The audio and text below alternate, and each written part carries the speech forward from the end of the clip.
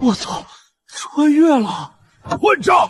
你给我跪下！恭喜复活，选择成功，解锁终极魔王人生。我叶秋与你叶家恩断义绝，小姐，这废材竟说要断绝关系，那你与他的婚约岂不是作废了？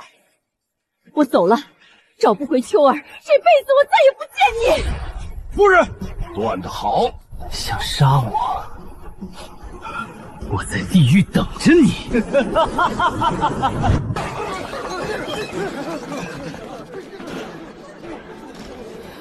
我告诉你们，别乱来啊！完全搞不懂，为什么叶秋一句话能煽动这么多读书人？该死的小子，最好不是你干的。要是让我查到是你绑了儿子，我绝不会放过你。放肆！这里还轮不到你们仨也。整个黄鹤楼中至少有上百名读书人，其中还有10几名6境以上的强者。最可怕的那个孔俊峰，号称9境之下第一人。一旦他们真起了杀心，我们谁也别想活着离开这里。撤！敢在我们读书人的地方撒野，真是反了！老夫读了几百年圣贤书，虽说圣贤之道没参悟到多少，但这拳脚的功夫还是略知一二的。好，太妙了！简单几句话，轻而易举便化解了这一次危机。这群读书人虽然平日古板，但关键时刻没有一个掉链子的。多谢诸位前辈，今日若非有诸位解围，秋今日怕是要受歹人陷害。大恩不言谢，今日诸位在黄鹤楼所有消费，我包了。小二，上酒！反正这些酒都是从林阳两家的大少爷身上刮下来的，他们帮我解决了林阳两家的麻烦，就当是报酬。哈哈，好小子，早就想痛痛快快喝一次了，今天总算是沾了你的光。钟鼓馔玉不足贵，但愿长醉不复醒。今日让我们痛痛快快喝一场。真有意思，我是越来越喜欢这些读书人了。完了，小姐怕是真喜欢上他了，要是让老爷知道了，估计得气吐血。今日让我们痛痛快快喝一场。这家伙真有意思，世家子弟举止优雅，却像一个模子刻出来的。唯独叶秋不一样，他身上有种别样的洒脱，甚至可以说是离经叛道。小姐，你可别犯糊涂啊！也许他现在的正直都是伪装出来的呢，你可不能轻易被他的才华所欺骗。他是一个怎样的人，我心中有数。在这个世界上，是非善恶没有标准，人们只会站在自己利益的角度去思考。我欣赏的是他敢于向世俗和权贵发起挑战的勇气。你不也是世家吗？老爷要是听了这话，估计得气得不轻。身为世家小姐，我们连自己要嫁给谁都无法做主。我拼命修炼，就是为了打破这桎梏。苏婉清是幸运的，她能和心爱的人私奔，归根于她有一个开明的父亲。该死的孔玉峰，老夫跟你没完！林兄，接下来我们该怎么办？多耽搁一日，2个孩子便多一分危险。刚才的事情你也看到了，叶秋那小子和叶锦的关系已经彻底破裂，我们只需要避开孔云峰，趁他不在，就能将那小子抓来。可是，一旦事情败露，让叶锦知道了，我们2家又该如何自保？放心吧，叶秋那番话早把叶锦的心伤透了，他这会儿正忙着安慰他的小儿子，根本不会管叶秋的死活。只要我们办得隐秘，绝不会出差错。好，豁出去了！从今天起，你我2家派出所有高手，秘密监视那小子，绝不能让他跑了。呵呵，这么迫不及待吗？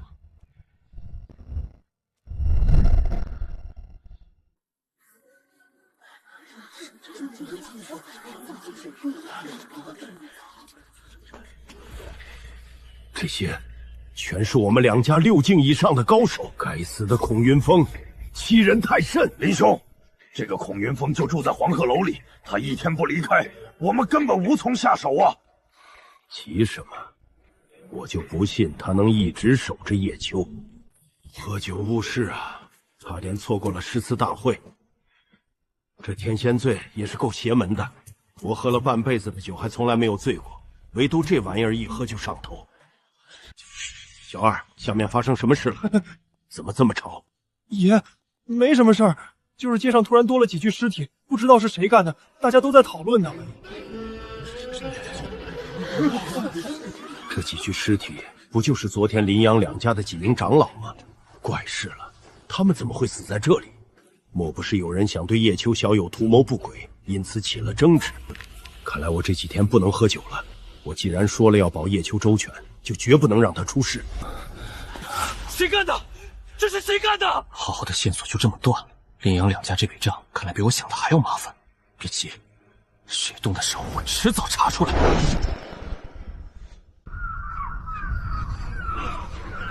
怎么样？瞧瞧这排场，够震撼吧？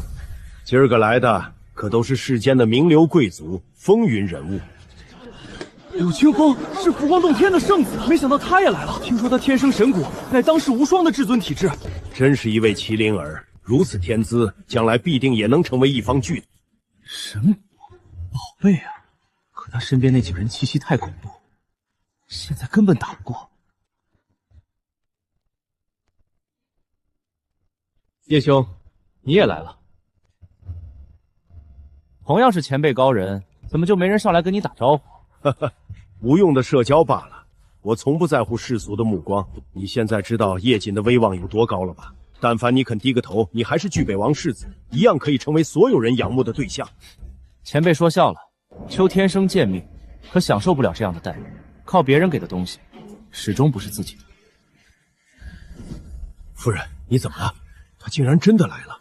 前段时间白鹿鸣亲自送邀请函，原来是真的。我们真的错了，错得太离谱了。可现在他已经彻底疏远了我们。夫人，也许我们应该放手了。我只想听他叫我一声娘。我有什么勇气去叫他？以前不管我怎么骂，他都默默忍受。现在只要我多说一句，他便能怼得我哑口无言。叶兄，他应该就是你说的那个不成器的哥哥吧？一个混迹市井的痞子罢了。我听说昨天你被他打了。我不过是大意了，若是此刻再对上，我一剑便可斩他。无妨，回头看我的。身为好兄弟，我怎么也得给你出口恶气。柳清风撑死也就和叶青半斤八两，居然还想去找叶秋的麻烦。以叶秋的性子，一出手，柳家怕是要头疼。不行，我得整点活才行。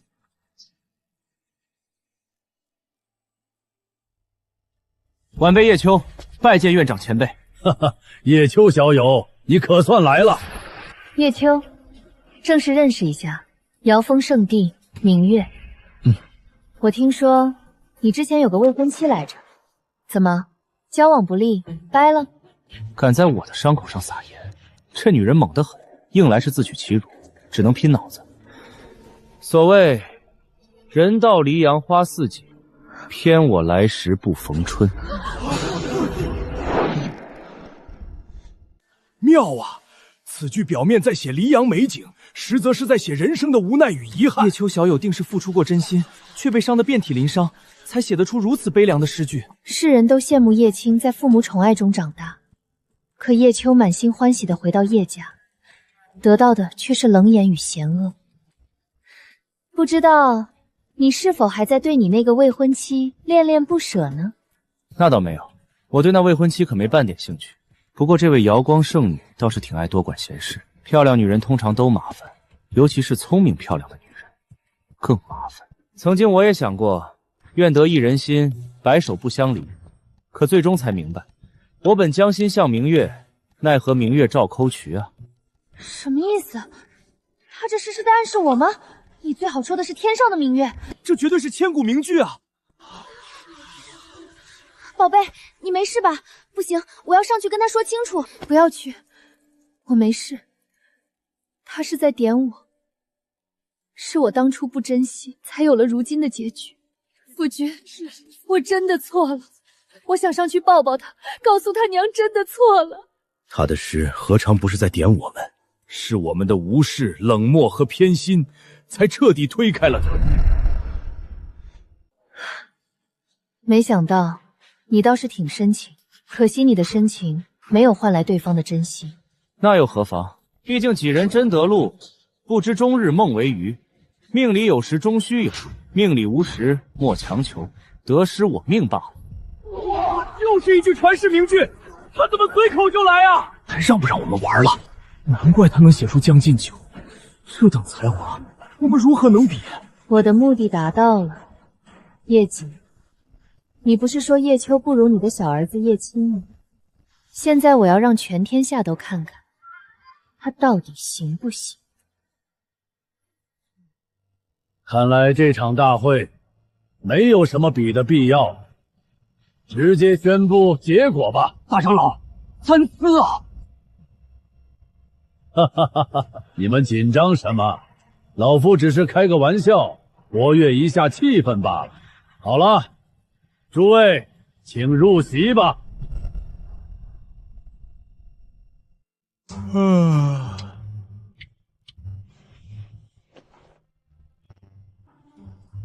这女人为什么要帮我？她可是帝王州最惊艳的女子，平日里冷若冰霜，今天怎么主动凑过来？大意了，有明月这个女人坐在旁边，谁敢上来？本来还想着多认识几个朋友，结果全被她镇住。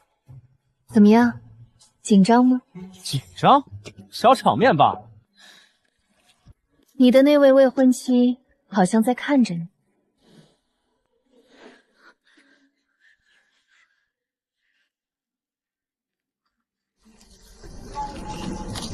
气死我了！正宫还在这儿呢，他勾搭别人男人算什么？好了，别说了。为什么会变成这样？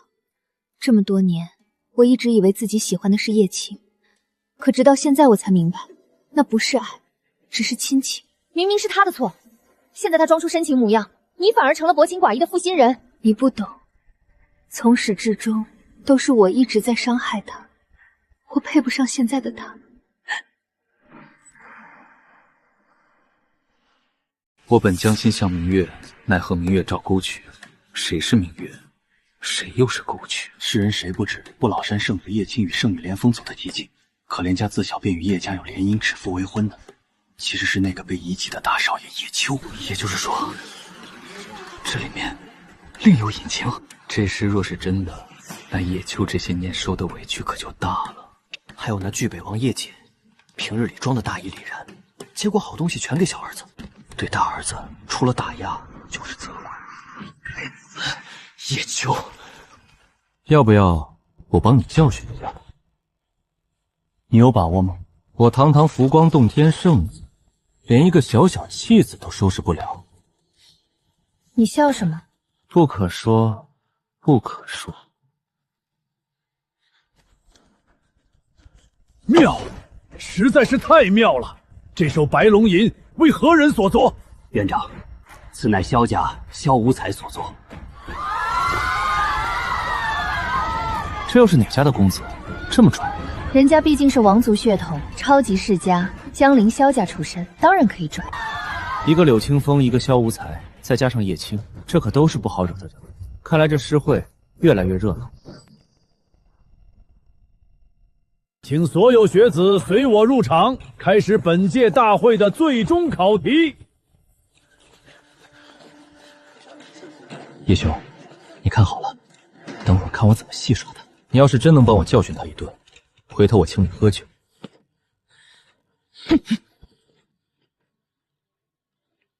怎么？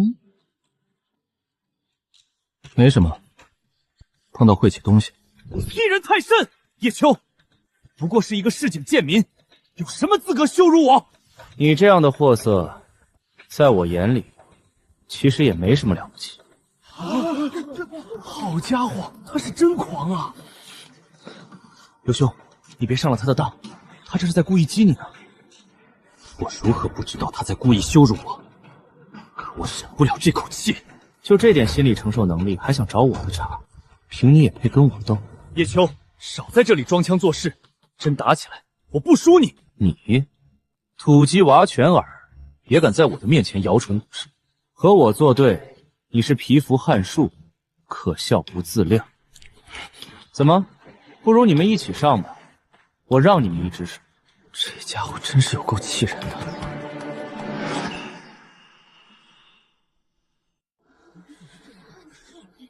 你笑什么？心胸浅薄之人，常常会因为他人的咒骂而愤怒，因为他人的夸赞而喜悦，但其实这都不过是旁人对你的看法罢了。你的人生很可悲，你一生都在追求他人的认同，为他人的夸赞而活着。你到底只是一只困在井底的青蛙，活在自己狭窄的世界里。你试图用我的身世来攻击我，哼，只有弱者才会需要别人的认同。你刚好就是一个弱者。这是何等狂妄的姿态！他怎么敢啊！好一句匹夫汉术，可笑不自量。这真的是我那个懦弱无刚、自卑敏感的儿子吗？今天我竟然从未真正看懂过他。夫君，秋儿她……夫人，别，孩子们的事情让他们自己解决。叶秋，光凭打嘴炮可不行，你敢与我一战吗？你若不修行，见我如井中蛙，观天上月；你若修行，见我如一粒浮游，见青天。你若不是我弟弟，你连见我一面的资格都没有。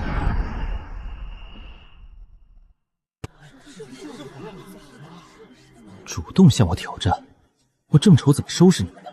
不行，这个时候不能笑出来，得憋住。愤怒是弱者的表现，你想挑战我？按理说你是没有这个资格的，不过今天我决定可怜你一下。不如这样吧，你们这样的货色，打一个太没劲了，干脆2个一起来吧。欺人太甚！叶秋，我柳清风与你势不两立。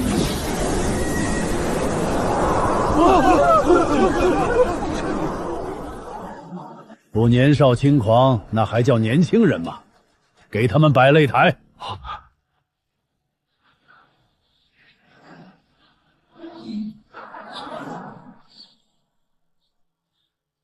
哈哈哈！终于等到你了，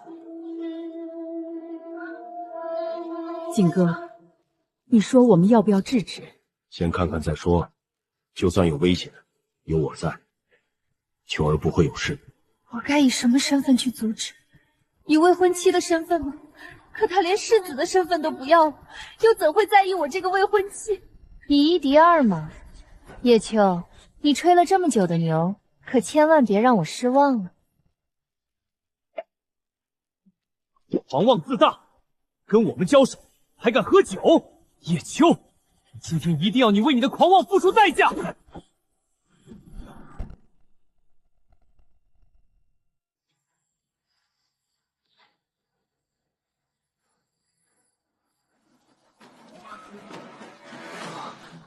执笔绘天地，此乃儒道绝技，他怎么会有？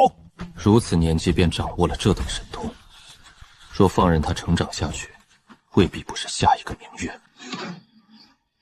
啊！不好，这家伙之前一直在隐藏实力，我们都被骗了。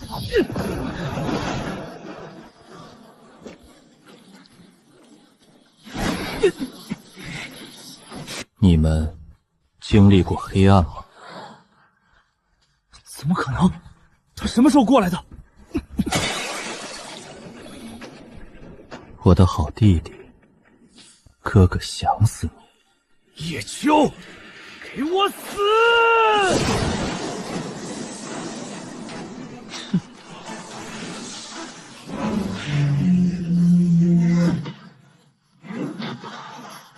至尊宝书，到底是巨北王府，底蕴雄厚。这是什么剑法？竟然蕴含着上苍的碾压之势！不，青儿要输了。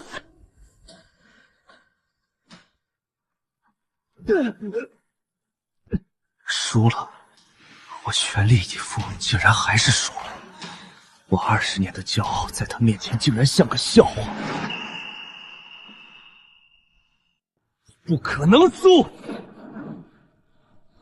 宝贝，别乱亮，亮出来，就未必还是你。叶青，在发什么呆？给我上！拦住他！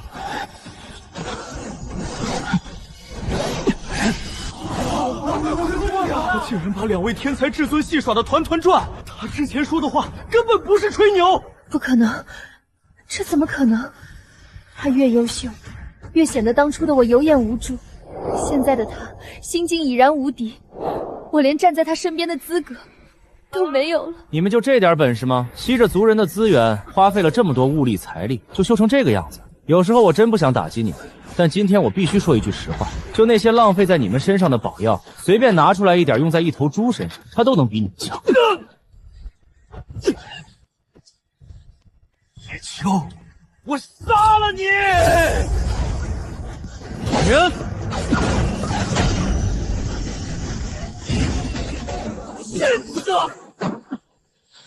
我的好弟弟，你从小被捧在云端，没见过地上的人。今天哥哥不打死，只打醒你。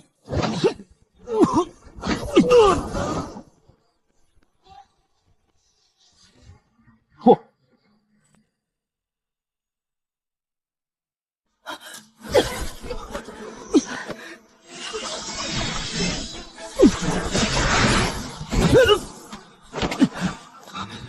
机会来了，不演一下，都对不起他们这份偏心。叶秋，你已重伤，今天就是你的死期。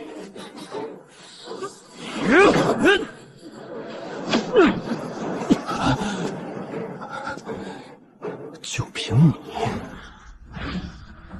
他自己都受伤了，怎么还在这个关键时刻喝酒？是天仙醉，这酒能让全身气血狂躁，瞬间恢复战斗力。这小子还真是有一手。从始至终，你们都不配成为我的对手。你们20年如一日的努力修行，夺机缘争天命，也只不过是为了能拥有一个见到我的资格罢了。这才短短1个月，他竟已变成了我只能仰望的存在。不过你柳清风还不错，但也只比起某个只能靠家人保护的废物好上那么一点点。青儿，不要再和他打了，你不是他的对手。就是这样，连你娘都觉得你不行，你凭什么跟我斗？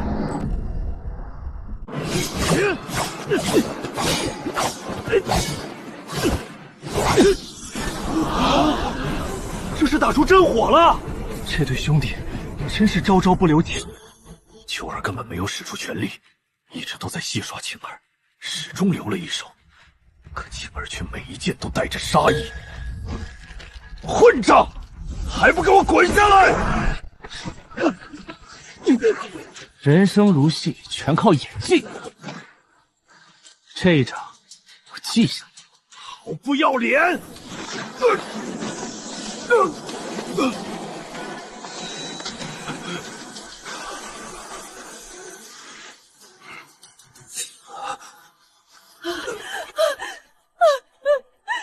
要再打了，我的孩子。这就是偏爱与嫌恶的区别吗？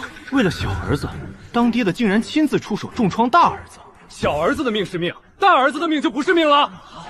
吾辈读书人，当如叶秋。我真的错了吗？他从小在淤泥里长大，我怎能祈求他一瞬间变成完美无缺的母？叶秋，今日是要拜你。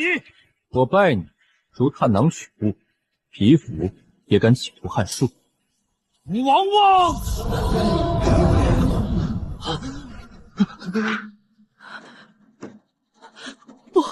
我的孩子！如果我现在再次出手干预，天下人定会觉得我具备王府输不起。晴儿被我们惯坏了，这种性格以后迟早要吃大亏。不，那是我的神骨！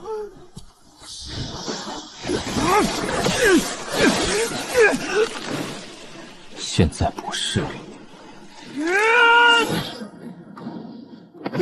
他拿神骨杀我，我拿神骨保命，合起来还很公平。不错，神骨真火果然霸道，有了它，我的体魄和剑诀都能再上一个台阶。不可能吧？少爷开启了神骨，怎么可能被单方面压制？救我！快救我！不好，真是少爷，快救人！先送少爷回去治疗，回头再来讨个说法。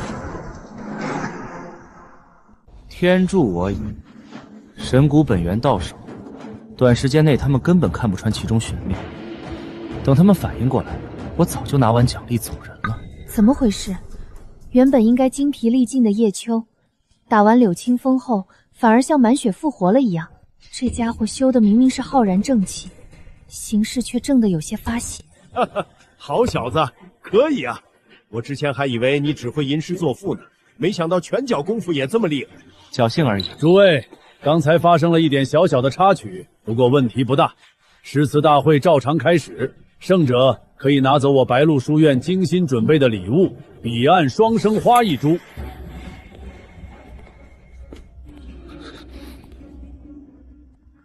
输了，彻彻底底的输了。在力量上，我竟然输给了这个我一直看不起的哥哥。青儿，别丧气，妈相信你。一时的挫败不要紧，你得振作起来。真是讽刺，同样的事情如果发生在叶秋身上，绝对不可能有任何安慰，有的只会是无尽的责怪。刚才若不是柳清风送来这一波神蛊真火，在叶姐和苏婉清的压迫下，我绝对已经受了重伤。障眼术的效果有限，我得抓紧时间拿到双生彼岸花，然后立刻开流。诸位学子，想必你们也发现了，这间阁楼乃我白鹿书院新修，其中放有经书103600多部，涵盖所有道家心法、儒道真解与佛道之说，只为让天下寒门学子有书可夺。今日阁楼新起，尚未来得及取名，本场大会的第一个考题便以这间阁楼为题，诸位即兴发挥，为其取名，胜出者便以你所作之诗为这阁楼之名。本场大会的第一个考题，咱们就以这间阁楼为题，你们即兴发挥，为其取名，胜出者便以你所作之诗为名。这题目范围太广，若没有前人的诗作引路，极易偏离院长的本意啊。是啊，枪打出头鸟，这时候谁先动笔，谁就是给后面的人当垫脚石啊。天才，即兴，想必此时此刻没有任何一首诗比那一篇更适合现在的场景。我来。跳梁小丑，哗众取宠。他太急躁了，他根本不知道这种大会的窍门，如此着急展现锋芒，只会沦为别人的垫脚石。夫君，那现在怎么办？一群井底之蛙，真以为我不懂？我这一篇一出，有种的你们就来接。既然无人提笔，叶某今日便来写一篇序，给大家提供一点思路。接下来的正文便由诸位来写。啊！敢在无人敢动笔时率先开头，此子倒是有几分魄力。这家伙鸡贼得很，柳清风和叶青就是前车之鉴，他怎么可能做亏本的买卖？好气魄！来人，取笔，老夫亲自为叶秋小友研墨。多谢老前辈，天赐良机。今天这个场子，我若是不接，倒显得不太礼貌。滕王阁序，这就是他为这间阁楼取的名字。寒江故居，白鹿心腹，星分翼阵，地接横庐。引经据典，老生常谈罢。金三江而带五湖，控蛮荆而引瓯越，物华天宝，龙光射牛等之序。金三江而带五湖，好大的气魄！他对寒江城的历史与地形竟然了解得如此之深。他不是第一次来寒江城吗？为什么会对这里的历史如此了如指掌？云霄雨霁，彩彻曲明，落霞与孤玉齐飞，秋水共长天一色。千古名句，竟如此意境。不好，不该让叶秋上的。他这一篇出来，犹如晴天一声惊雷，炸翻了全场。接下来的人还怎么接？落霞与孤玉齐飞，秋水共长天一色。好一句秋水共长天一色！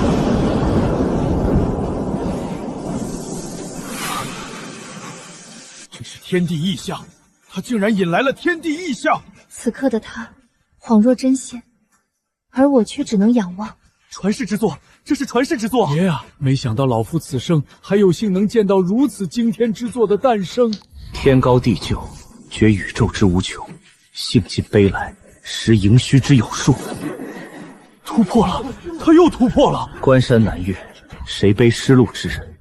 萍水相逢，尽是他乡之客。老当益壮，宁移白首之心。穷且益坚，不坠青云之志。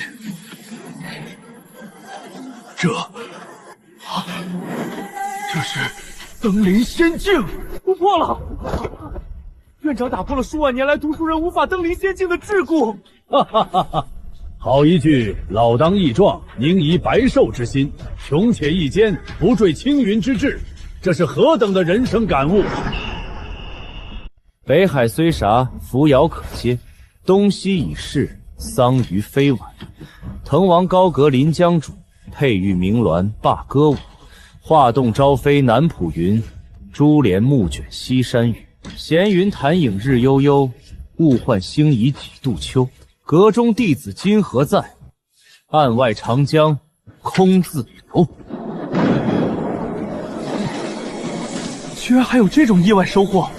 万千财气入体，我的身体竟然凝聚出了至圣之躯。至圣之躯，这条路还真是越来越热闹了。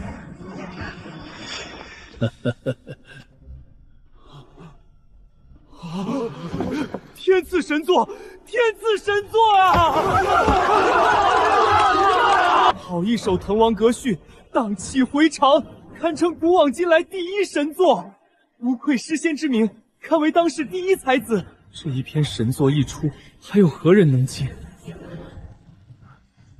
该死的叶秋，竟敢坏我好事！他这一篇出来，我还写什么？凭什么？不过是个泥腿子，凭什么能写出这等旷世神作？我不敢信！孽障！青儿，你怎么了？娘，我没事，刚才运功出了些差错，导致心魔作祟，多亏了爹及时发现。那就好，那就好。回头娘送你去剑阁湖底好好沉淀一下。你现在心太乱了，3000州青年大赛也快开始了，你的志向不应该在诗词大会上，应该把重心放在那里。曾经，母亲只会对我流露出这种眼神，现在，连她的骄傲也不属于我了。关山难越，谁背失路之人，尽是他乡之客。东夷已逝，桑榆非晚。如果我能早一点明白的孤独，多给他一点关怀，我们父子怎会走到今天这一步？夫人，我们走吧。去哪儿？回北海。那秋儿怎么办？叶瑾，你已经抛下他20年了，难不成你还想把他丢下？他不会和我们回去了，就放他去吧。现在他身边有天下读书人的拥护，又有儒道2座大山以及孔云峰的庇护，只要他不惹祸，天下间没有人敢为难他。不，我不走。我已经缺席了他的童年，不能再缺席他今后的人生。青儿，你怎么了？你别吓娘。他的5脏6腑受了重创，骨头也断了几根，得尽快送回北海调养。青儿，走，娘带你回家。叶瑾，你终于走了。接下来，只要孔云峰离开，这小子我抓定。我的儿子已经失踪多日，我一天都不想再等了。就等着这一场大会结束，就是叶秋被押回林家的时候。好一首《滕王阁序》。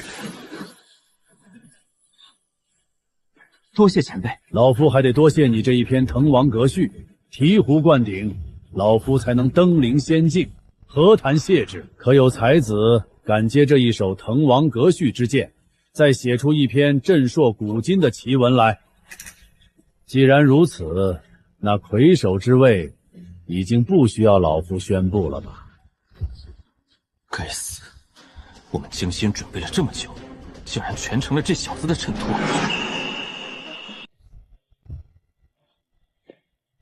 这株双生彼岸花，乃老夫神游太虚，在黄泉彼岸的禁区之中所得，今日便作为奖励赠与叶秋。双生彼岸花终于到手了，我这条修行路总算又往前迈了一大步。此一篇《滕王阁序》为此阁楼而作，从今天开始，这间阁楼就叫滕王阁。凡能背诵其全文者，可尽情阅览阁中数10万本书籍。这老头立的是成圣之志，确实让人敬佩。不过此地不宜久留，柳家要是反应过来就麻烦了。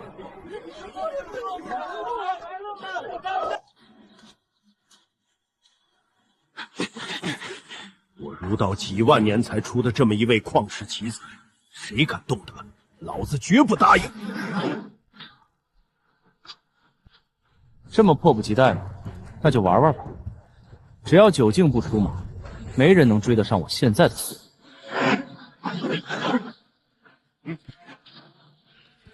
今天你就算插上翅膀，也逃不出我的手掌心。叶秋，把我的儿子还给我，我可以看在叶瑾的面子上既往不咎。前辈，我真没有见过令郎，你们怎么能诬陷一个老实本分的读书人呢？一派胡言！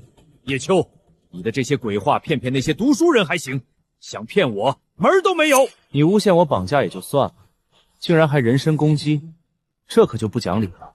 林兄，跟他废什么话？先给他抓起来，等抓回去之后他就老实了。动手！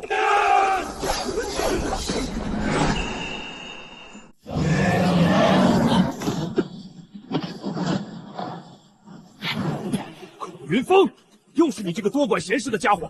人家亲爹都不管他，你来多管什么闲事？我孔云峰一生行事光明磊落，遇见不平之事，就是要管一管。一起上！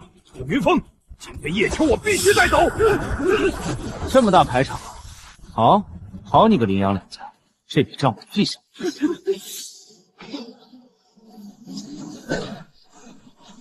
怎么回事？人呢？他的气息就在前方，应该没有走远。追！林旺、杨延平，尔等敢折我儒道气运，我孔云峰立誓，必让你给天下读书人一个交代。不好，叶秋可能遇险了。说，叶秋哪儿去了？什么情况？秋何德何能，能让这么多读书人以命相护？撤！快撤！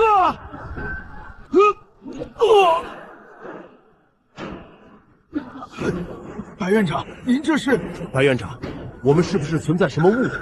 若是我们不小心找了您诗会的雅趣，杨某愿在此赔礼道歉。敢在我的地头找茬，还试图斩我儒道气运，你林杨两家怕是太放肆了。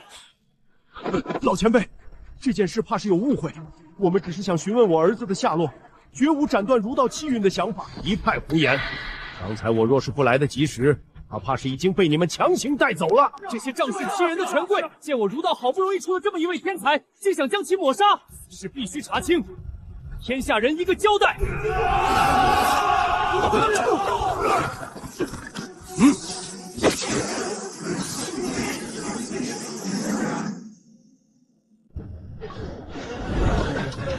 叶秋呢？林旺，你最好祈祷他没事。等一下，等一下！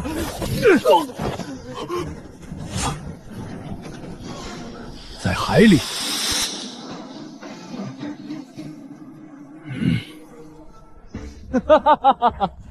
就你们这些人，还想找我的麻烦？你们已经被我包围了。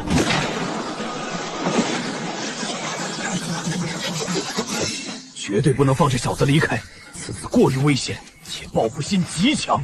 可是现在处于下风的好像是我们啊！故弄玄虚罢了，与我联手，拿下这小子。好，叶秋，你今天跑不了了。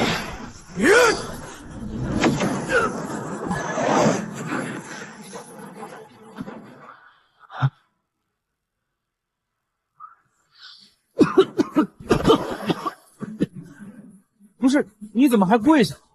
我们根本没有伤到你啊！马长老，这怎么办？还动不动手？动什么手？这群读书人怎么全来了？叶秋，你怎么样？哪里不舒服跟我说。这群人若敢下手，今日必须给个交代。趁我等不注意，竟行此下造手段，企图斩我儒道气运，欺人太甚。无妨，这阵仗也太硬核了。我只是想自保，怎么突然成团宠了？竟然伤成这样，此事绝不能轻易算了。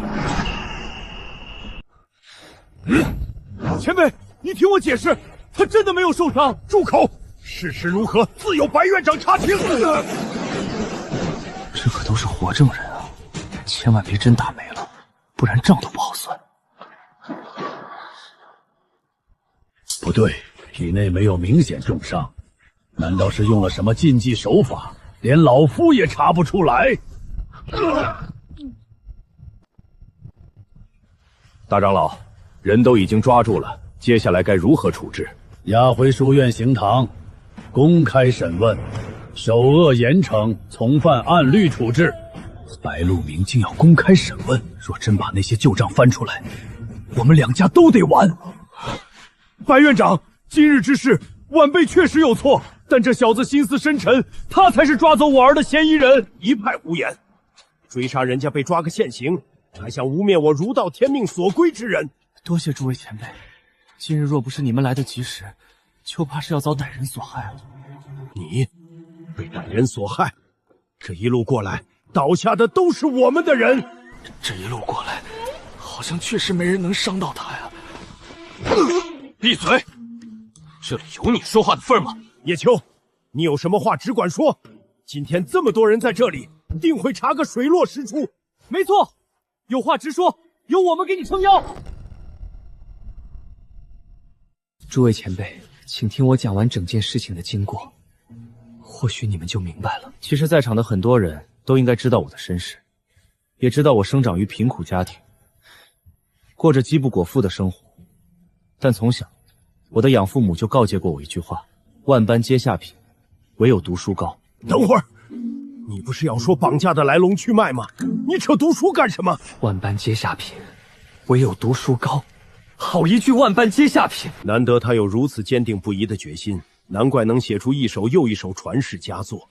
可你们也知道，在如今这个世道，儒道衰弱，穷苦人家的孩子根本读不起书。我拜入补天圣地，只为寻求一线生机。好志向！只恨秋出身寒微，在门中常常受到欺负，其中便包括林杨两家的儿子林然与杨不义。他们经常指使他人前来为难我，试图折断我弯不下的腰，让我臣服在他们脚下。大丈夫生于天地之间，岂能屈身小人之下？人固有一死，或重于泰山，或轻于鸿毛。说得好，若真有此事，必须查清。没错，若他们真欺压寒门弟子，就该给天下人一个交代。时至今日，我仍旧相信天地正道自在心中，白的就是白的，他始终黑不了。我辈读书人修的是天地正道，行的是公道人心，岂能畏惧那些仗势欺人的权贵，而卑躬屈膝，苟活在此浑浊世道？自强不息，让公道降临人间。等会儿，跑偏了。我们说的不是这起事件的来龙去脉吗？你是不是扯远了？闭嘴！再敢多嘴，老子现在就封了你的嘴！你们千万不要相信他的胡说八道，他就是一个骗子！住口！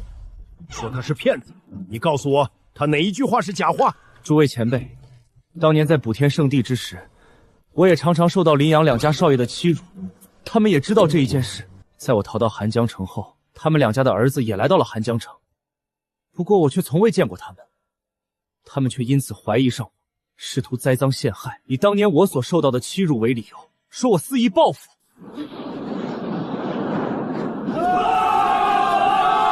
林望欺人太甚，杨延平，今天就算说破天，也得查个明白，交出证据，公开审问。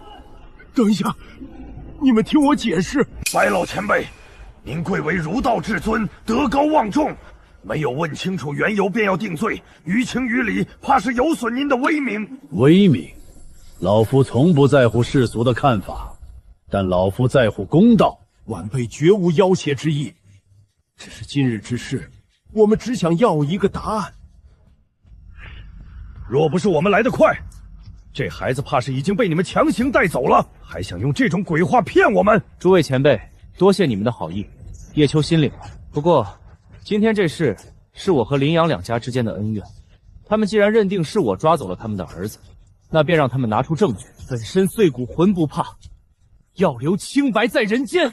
我叶秋今日纵受千夫所指，也不许任何人污蔑我的清白。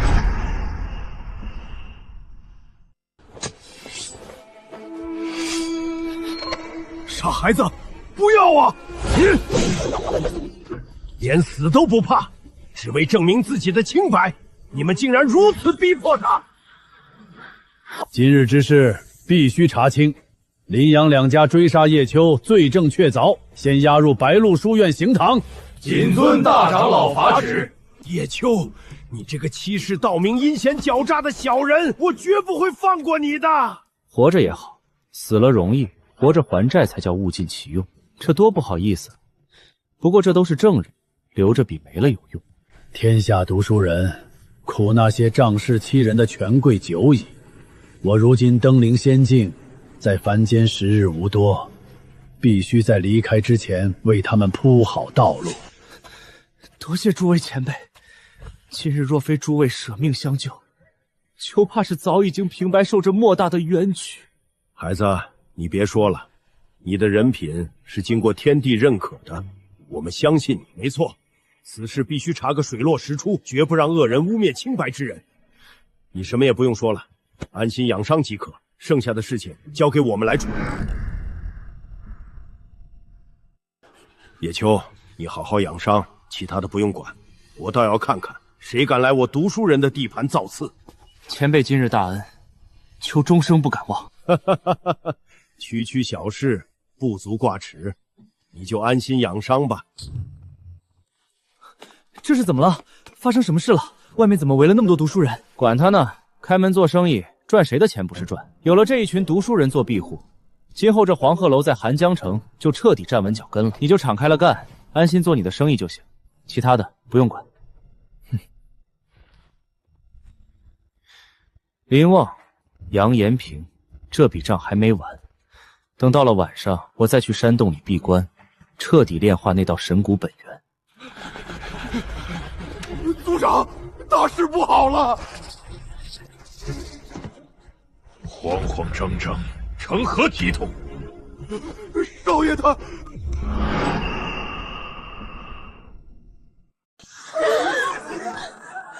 谁干的？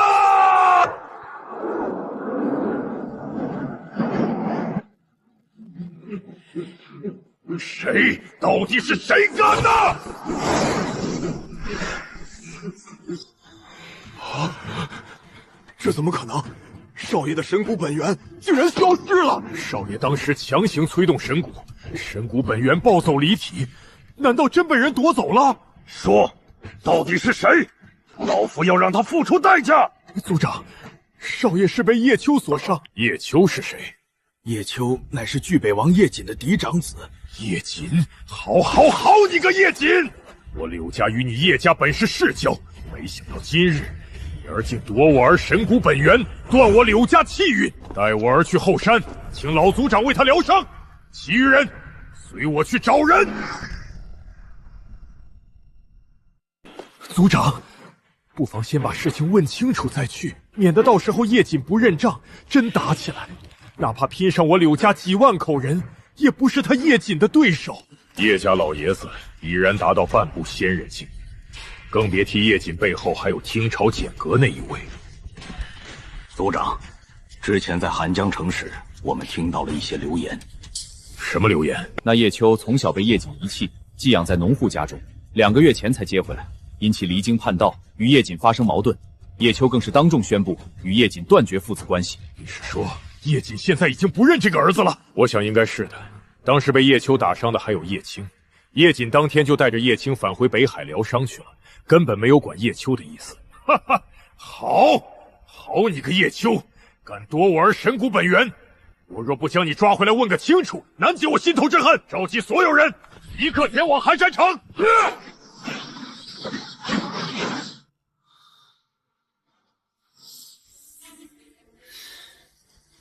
夜黑风高，正是炼化神骨本源的好时候。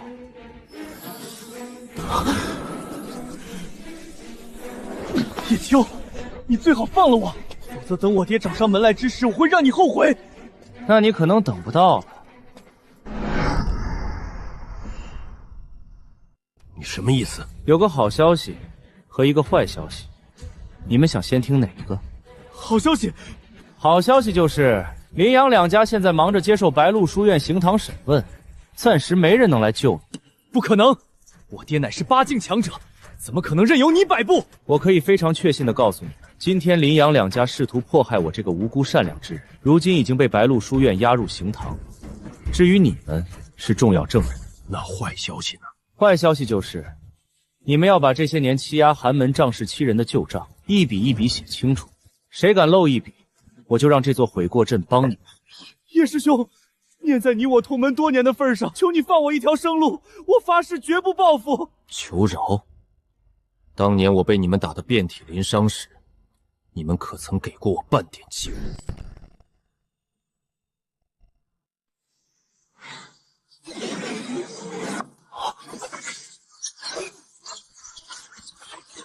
不，别让我看了，我错了，我真的错了。你这个魔鬼，你想干什么？干什么？当然是替天行道，让你们学会重新做人。签了他，认罪、赔偿、作证，等你们赎清罪孽，我放你们走。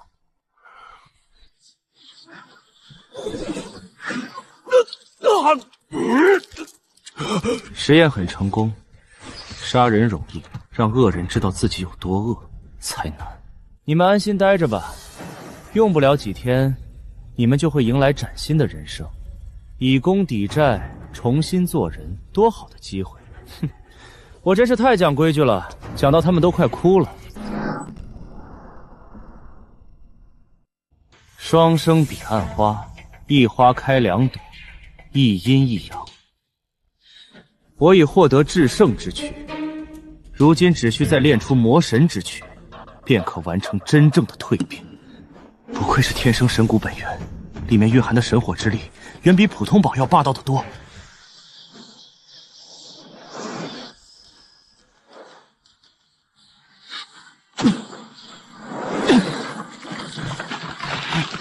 魔神之躯，给我拧！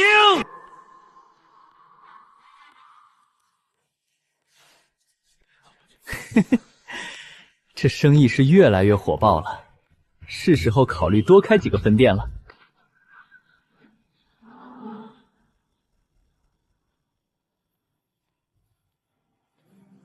柳家，他们这个时候来喊蒋城做什么？不会是柳家长子在诗词大会丢了脸，老一辈想回来找场子吧？管他是来干嘛的，只要是来找叶秋麻烦的，那就是找我们的麻烦。组长，情况有些不妙，这些读书人是真护着叶秋啊！刘组长，如此兴师动众来此，有何贵干？今日我柳家只为叶秋而来，谁敢阻拦，那就是与我柳家为敌。好大的口气！你柳家想找叶秋的麻烦，也得先问问我们答不答应。我柳家无意与天下读书人为敌，我只想找回我儿子的神骨本源，讨回一个公道。神骨？他刚才说什么？找回他儿子的神骨？他儿子的神骨不就在他儿子身上吗？难不成还想污蔑叶秋夺走了他儿子的神骨本源？叶秋的人品我们是见过的，为人正直，心怀天下，怎么可能会平白做出这种事情？又是一场栽赃陷害！这些权贵为了打压我儒道兴盛，真是什么借口都找得出来。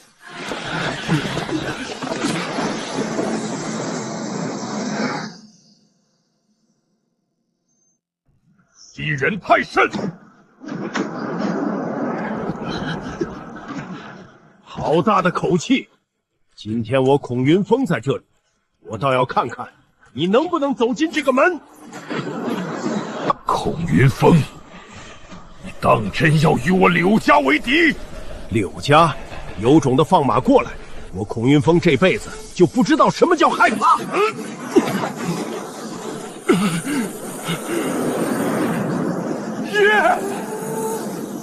该死，对方竟然连9境的老怪物都出动了。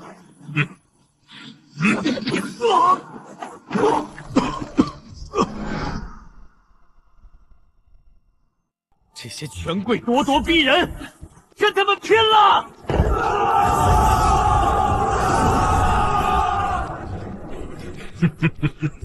好你们这群穷酸儒，不自量力到这种地步！望界生！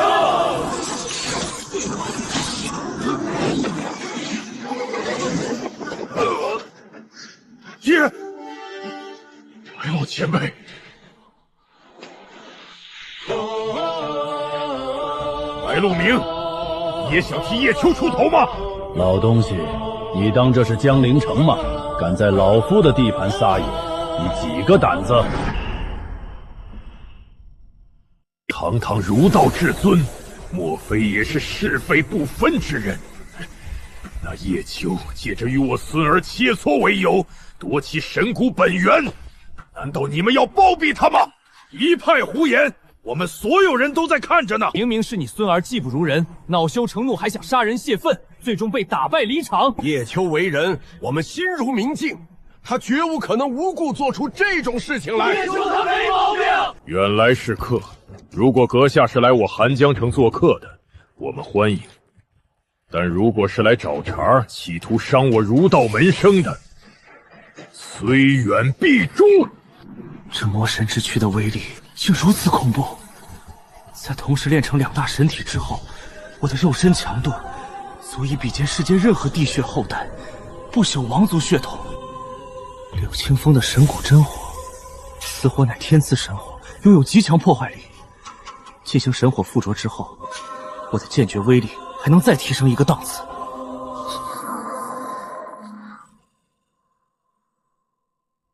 无惧3品，花费整整1夜时间，我终于将修为提升到了6级。越到后面，修炼进度就越艰难。按照我现在的速度，想突破到7级，至少需要10年甚至20年，太慢了。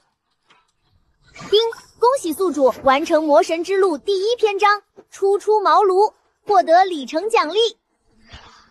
系统，你这个篇章历程是根据什么判断的？是不是达到某种任务才能解锁新篇章？回宿主，魔神之路不需要被定义，也没有人能主导你的人生。系统不会强迫宿主去做任何事情，一切皆随宿主心意而来，随心而动，随遇而行。你只需要活下去，自然而然就会解锁新篇章。活下去？这回答我喜欢。感情这系统压根儿就不会主导我的人生，我想怎么来就怎么来。系统，我是越来越喜欢你了。打开礼包。丁，恭喜宿主获得至尊神术焚天，恭喜宿主获得镇魂10亿枚，恭喜宿主获得极品仙器御风衣。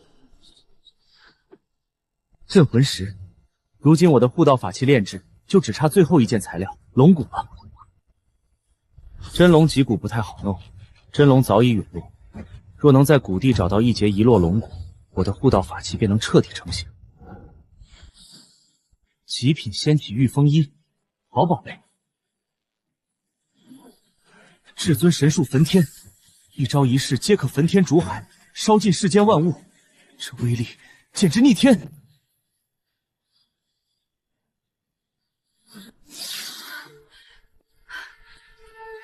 小姐，您怎么回来了？我爹呢？我爹究竟去哪儿了？为什么这里落了灰都没人打扫？说，到底发生了什么？小姐，奴婢真的不知道阁主去了哪儿。自从上一次他下山之后，就再也没有回来过。那我大哥呢？昨日林堂主匆匆回来了一趟，取走了一株蝴蝶海棠便离开了。大哥取走了海棠花，那可是养神疗伤的稀世神药，1000年才开一朵，难道是爹受伤了？不可能，我爹乃是世间最强剑修，天上地下绝无敌手，怎么可能会受伤？可他下山这么久，为什么连一封信都没有传回来？你们到底有什么事情瞒着我？小姐，老阁主怕是时日无多了，如果他无法打破仙境，估计也就这几年的时间了。你胡说！我爹身体明明还很硬朗，至少还有几千年的寿元，怎么会时日无多？小姐，奴婢没有胡说。老阁主时至今日已有9000多岁了，您身为他的女儿，难道真的不知道吗？9000多岁，九境修士寿元极限是10000年，到了9000岁，便是生死劫降临的时刻。不可能！我爹明明亲口告诉我，他才7000岁。老阁主一直不让我们告诉你，是怕你担心耽误了修行。老阁主曾说，如果哪一天他走了，让我们转告小姐，不要去找他，也不用为他伤心。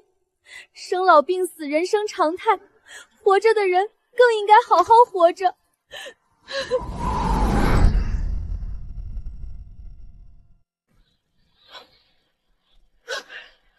不，你们都在骗我！我爹天下无敌，他不可能有事。小姐，彩姨说的句句属实，没有半点假话。老阁主真的快撑不住了，他只是不想让你分心啊。为什么会这样？秋儿不肯认我，青儿重伤在床，如今连最疼爱我的亲爹也走到了油尽灯枯的地步。骗子！你们都是一群骗子！我爹不会死的！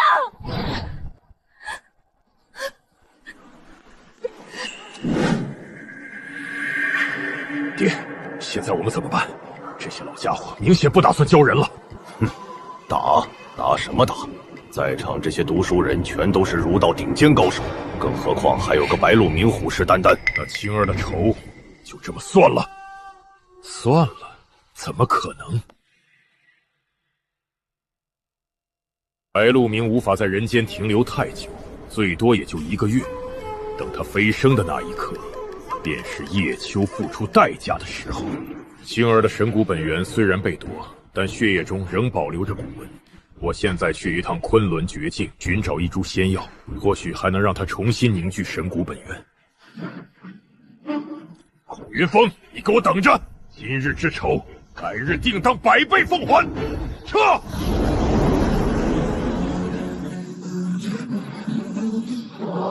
柳清风的神骨本源真的被叶秋夺走了。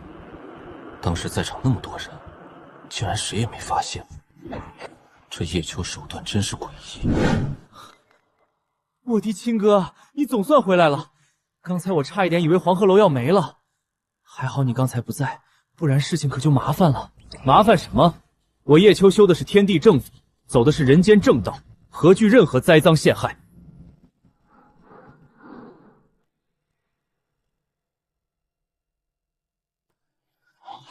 好，不愧是儒道天选之人，哈哈哈！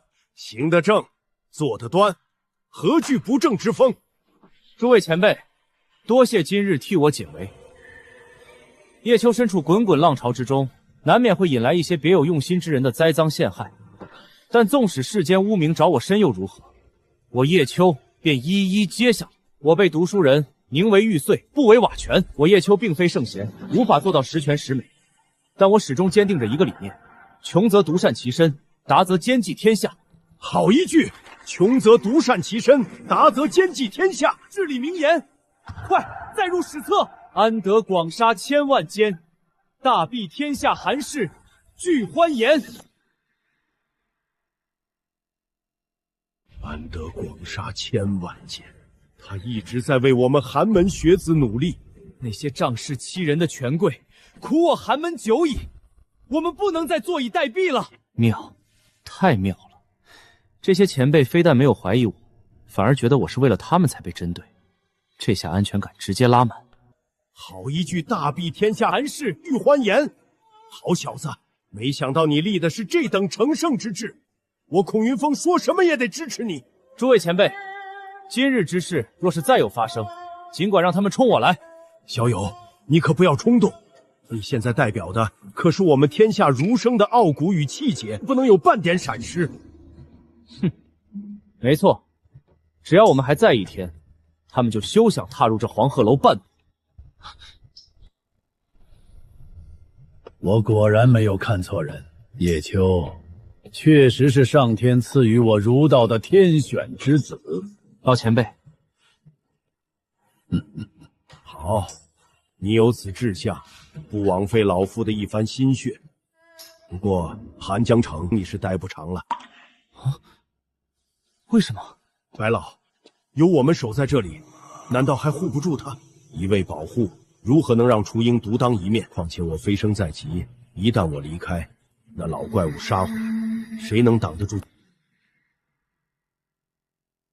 ？36计走为上计，天天被柳家和那些世家盯着，迟早要露馅，正好借这个机会开溜。前辈的用意我明白，我正好也有此意。此令牌为荒古遗址的通行令牌，3个月后便是3000州青年大会，你带着这一块令牌暂且避一避风头，正好也去会一会万族天骄。3000州青年大会，3000州青年大会，这不就是各路天才的试炼场吗？说实话，我对这个真没什么兴趣。有这精力，我还不如多研究研究怎么优化天仙罪。老夫记得不老山圣地好像也有几块通行令牌，就是不知道他们这次会派谁去。不老山，那不就是叶青那个小崽子的圣地吗？他身为圣子，这种大场面绝对不会缺席。3000州青年大会，那些太古遗种、地血后代应该也会来。若能在荒古废墟里找到一摞龙骨，我的护道法器可就彻底成了。多谢院长前辈，我会去的，也该让那些仙门弟子见识一下我们读书人的厉害了。哈哈哈，好，老夫相信一定能闯出一片天地。诸位前辈，秋不日便要启程，这些日子承蒙照顾，救命之恩，叶秋铭记于心，大恩不言谢。今日黄鹤楼一切消费由我买单，大家痛痛快快喝一场，酒管够。老夫早就对这天仙醉垂涎已久了，今天沾了小友的光，可得好好品尝品尝。哥，咱们黄鹤楼彻底火出圈了，现在各地酒楼都求着要当我们的加盟商，这一笔算下来，收益起码1个亿。妙，太妙了。这还得多亏了那几位以功抵债的老熟人啊！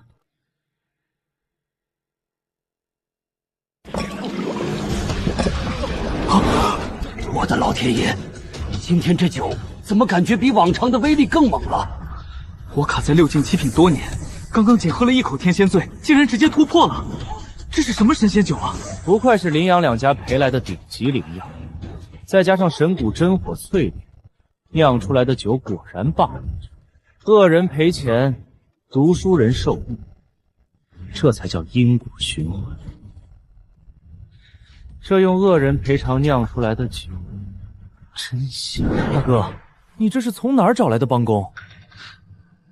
他们4个以后就交给你管了，今后黄鹤楼的一切酒源供给都由他们负责给你送。天地契约的效果确实不错，这4个人欠下的债，一时半会儿还不完。让他们以功抵罪，也算给他们一个重新做人的机会。哥，你不会真想去参加那个3000州青年大会吧？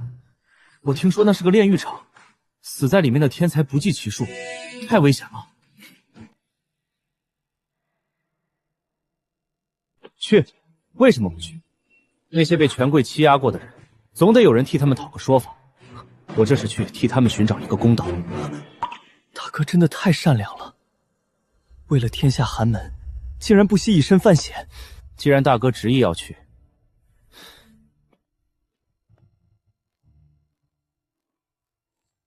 小弟祝大哥一路顺风。得了吧你，就你那点酒量，别逞强了。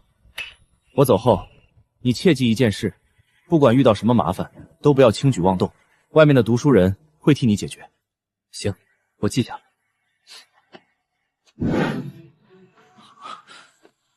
小老头，你终于醒了。叶秋，你这个欺世盗名、狼子野心的衣冠禽兽，你骗了所有人！在我身体里到底做了什么手脚？为什么我的力量动不了？其实也没什么，就是封了你的修为，让你冷静冷静。你别担心，我不会伤你性命，你只需要把自己知道的事情写清楚。让我作证？不然呢？你们林阳两家追杀我，总得有人把来龙去脉说清楚吧。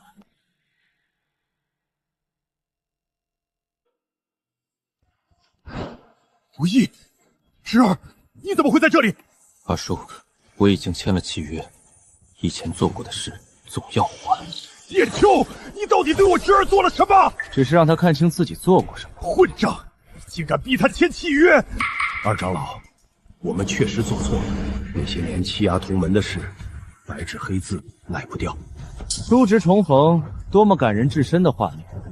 恶人自有恶人磨，而我刚好比较擅长磨人。叶秋，就想让我签？没关系，回过阵会帮你好好回忆，想起来一条便写一条。你好生待着吧，我会好吃好喝的供着你，千万别想着逃跑。不然要是被我逮回来，你可就要继续回忆旧账了。把证人和契约都留好，就算以后有人想栽赃陷害我，也得先问问这些白纸黑字答不答应。这么迫不及待吗？看来我想要安全离开，还真不是一件容易的事情。黑暗中，不知道有多少双眼睛在盯着我呢。叶秋，怎么样？事情都安排妥当了吧？前辈，您不用特意送我的。好了，别说了，我也是顺路，正好要回颍川一趟，一起走吧。那就多谢前辈了。多看两眼吧，等到下一次回来，不知道得什么时候了。修仙一途，漫漫无涯。你这样的天才，有更广阔的天地去探索，等待你的是千百万人争天命的热血对决。族长，刚刚得到消息，叶秋已经离开寒江城了。消息可靠吗？叶秋真的离开寒江城了？千真万确，叶秋今天一大早便离开了寒江城，随行之人只有孔玉峰一个。白鹿鸣已经返回书院闭关，寒江城外并未见他随行。好，哈哈哈哈！叶秋，我总算等到这个机会了。所有人听令，全族出动！这一次，我要让叶秋付出代价。前辈，这是什么地方？这里啊，此地名陌上洞天，是上古遗留的洞天福地，不同于寒江城那般繁华热闹，但也是历史悠久的古郡。陌上人如玉，公子世无双。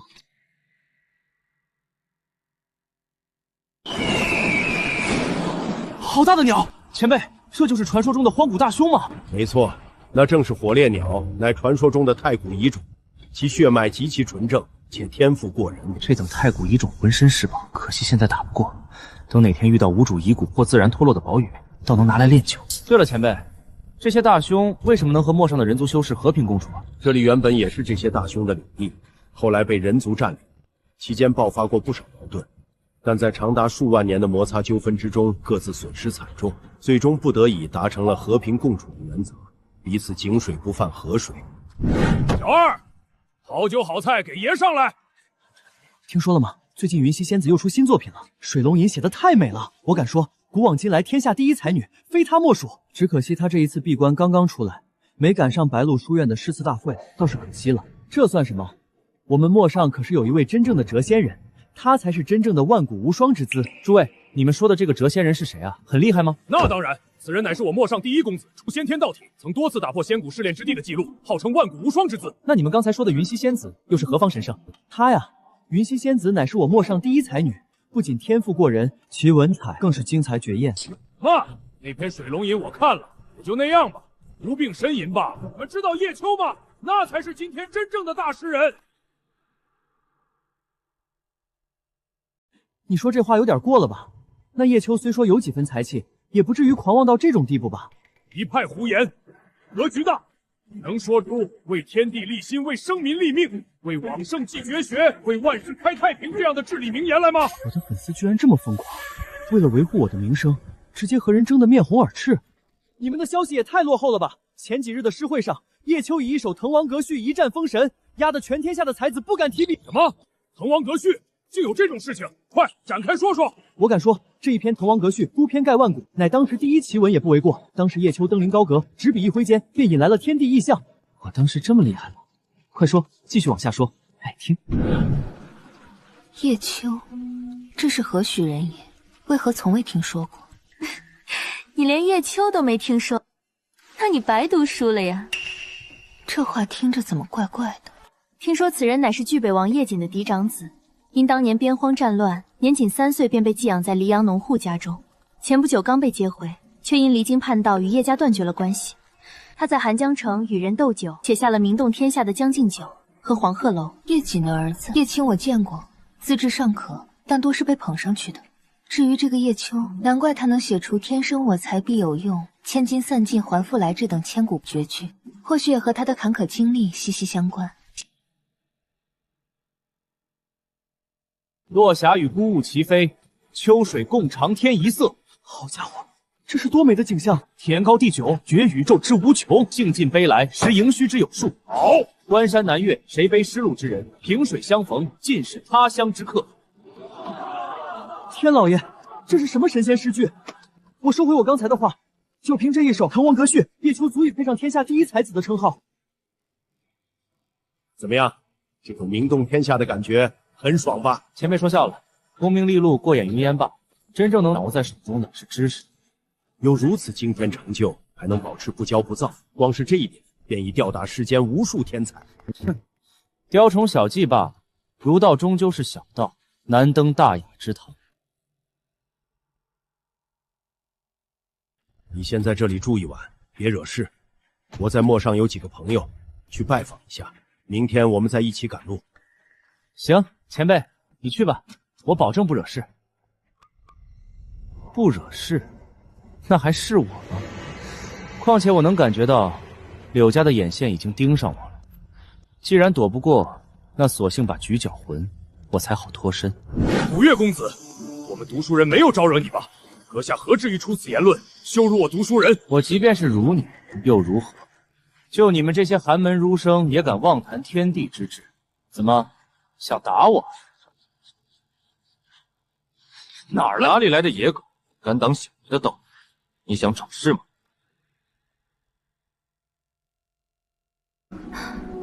好强大的浩然之气，这家伙是何许人也？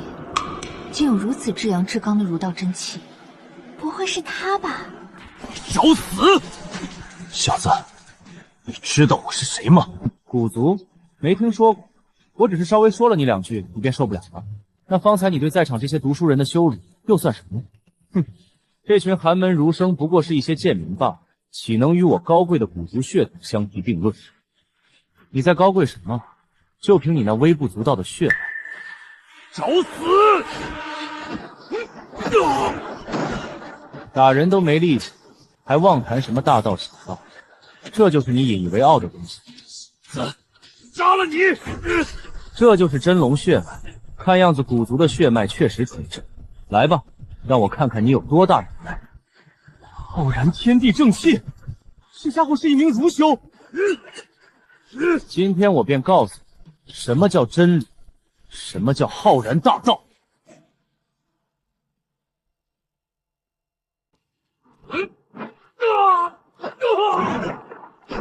太霸道了！这种力量冲击感，他真的是一名读书人吗？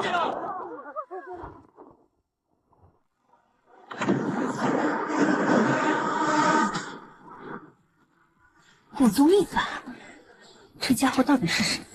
竟能将古月逼到这种地步？二长老，孔云峰已经去拜访好友了，此刻正是动手的好时候。现在要动手吗？族长还没到，若是轻举妄动，惊扰了孔云峰，这一路怕是很难再找到机会下手。可现在这个天赐良机就摆在眼前。二长老，动手吧！趁着这小子与人交手无法分心，只要我们一拥而上，绝对能擒住他。干了，准备动手，切记不要放跑了他。奇怪，这股危机感从何而来？不是古月，难道是柳家的人到了？有意思，那就让暴风雨来得更猛烈些吧。好恐怖的气息！这股火焰是神火，他竟然还兼修仙法，掌握了这等神火力量。该死的蝼蚁，我杀了你！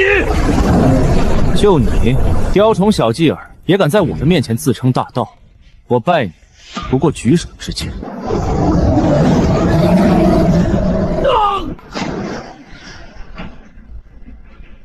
叶秋，束手就擒！什么？叶秋？他就是叶秋？天哪！刚才跟我们坐在一起的，竟然是叶秋本尊！果然是他。叶秋，今天你插翅难逃！就凭你们也想拿下我？恶人都到齐了，倒省得我一个个整。怎么可能？混账！你们想干什么？这些人到底是谁派来的？他们到底是来找叶秋麻烦的，还是找我麻烦的？执笔会天地！该死，情报有误，这小子的实力绝对不止6境。上，给我抓住他！什么？混账！你们想干什么？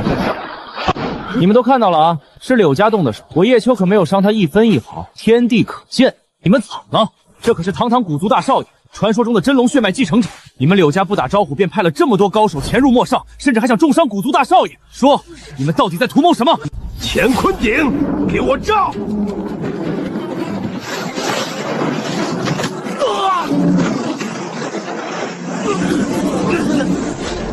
完了，彻底完了！好你个柳家，现在你们还有什么好说的？可怜的古族少爷，就因为长辈不在，竟受到你们这般羞辱。柳家到底想干什么？一声招呼不打，直接派出这么多高手前来，只是单纯想杀死一个叶秋？难说，你们发现没有，在叶秋说出这一番话后，他们的脸色明显有了变化，这是心虚的表现。驱虎吞狼，既然想闹一场大的，我要做的就是引起柳家与古族的矛盾，好趁乱脱身。这里正适合布置困敌大阵，只要阵成，那些追杀我的人一个都别想跑。至于无辜之人，自然要提前避开。叶秋，你少在这里血口喷人，给我拿下他！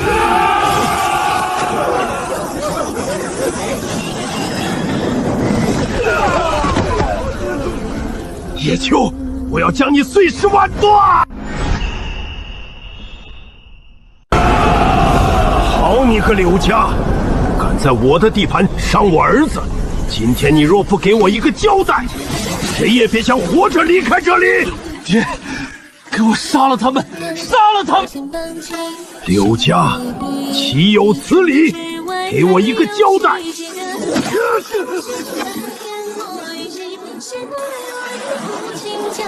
是谁胆子这么大，敢伤我族人？好你个柳家，欺人太甚！真当我古族好欺负不成？交代？我需要给谁交代？就凭你古族？那该死的叶秋定是又用了什么手段，把古族这群不知死活的东西拖进局里？白鹿鸣不在，我何须再忍？欺人太甚！给我杀！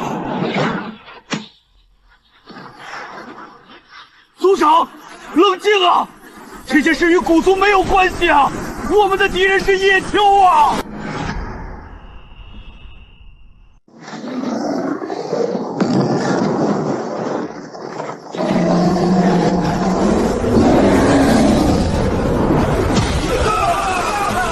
不好，那些大熊暴动了，快退！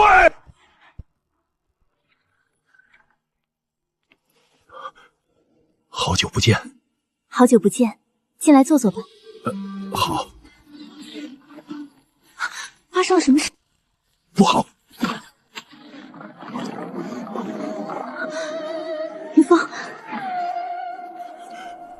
该死！我怎么就这么傻？眼下危机尚未解除，我为什么要在这个时候离开？该死的柳家！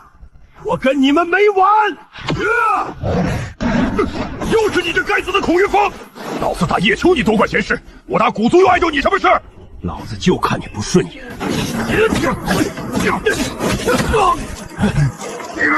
该死的匹夫，力道真猛！族长，我来助你。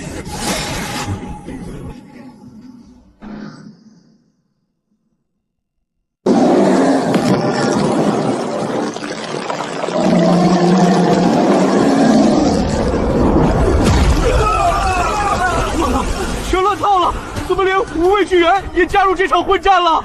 不好，他们之间的战斗波及太大，可能会毁了洞天结界，导致灵气溃散。等会儿，那不是我小姑吗？你小姑，就是那位把自己关在幽兰小院足足100年不曾出门的神秘小姑。当年小姑名动天下时，邂逅了一个落魄书生，彼此情投意合。后来我爷爷极力阻止，那书生登门提亲，却受尽羞辱，无奈离开。小姑为此和爷爷大吵一架，将自己锁在小院100年。难道孔云峰就是当年那个落魄书生吗？没想到你姑姑还有这么一段过往。不过他现在可不是当年的落魄书生，而是帝王州除2座大山之外真正的儒道第一人。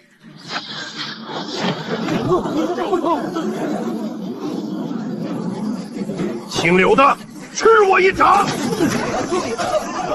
不好！族长，局势与我不利，不妨暂且逼近锋芒。族长，现在最要紧的是找到叶秋，而不是和古家在这里死磕。况且这里还有一个孔玉峰呢。撤！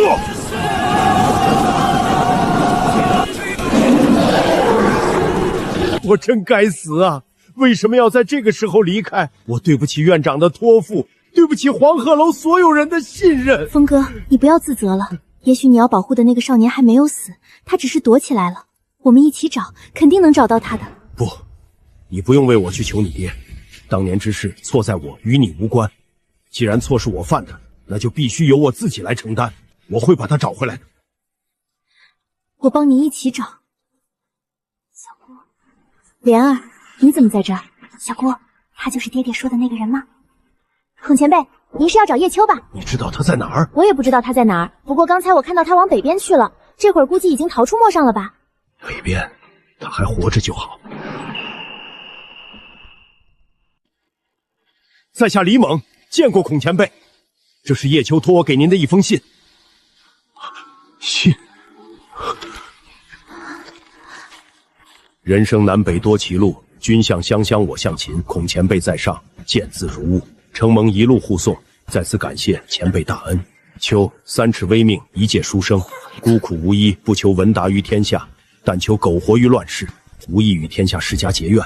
奈何命运多舛，灾厄连连，不愿因此牵连前辈，只好不告而别，望前辈恕罪，就此别过，勿念。他走了，为了不牵连我，他竟然选择一个人去面对那些世家的追杀。峰哥，你别自责了，这不是你的错。他是一个非常善良的孩子，到了生死关头还在为你考虑。人生南北多歧路，君向湘乡我向秦。不愧是诗仙，果然文采斐然。只可惜好不容易遇到，还没来得及相识，他便匆匆离去。以前我以为那些传闻都是假的，时至今日我才明白，终究是我以小人之心夺君子之腹。叶秋是个伟人啊，他为了帮我们出头，才得罪了古族，开始亡命天涯。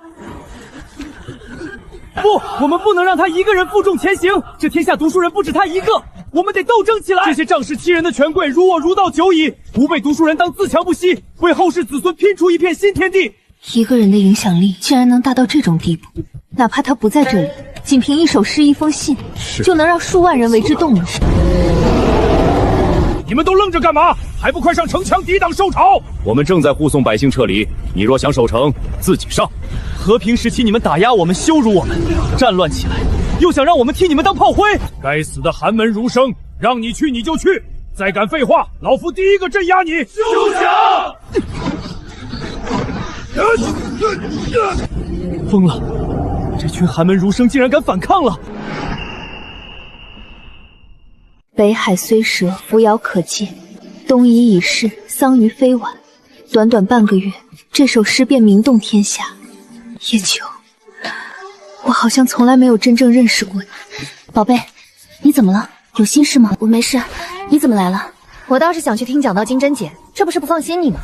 自从白鹿书院回来，你整日心神不宁的。他们想说，便让他们说吧。倘若我问心无愧，又何惧他们说？倘若我问心有愧，那也是我罪有应得。你有什么愧？从始至终你都是受害者，他们凭什么骂你？这件事就算有错，也是叶景的错。他要是早点说，你怎会不知避嫌？现在你们的关系在所有人心里根深蒂固了，他才出来解释，无异于把你推向火海。别说了。在回离漾之前，我还是人人敬雅的圣女，如今却成了道德沦丧之人。这种落差我能承受，可我唯一接受不了的是他彻底从我的世界里离开了。那你现在怎么办？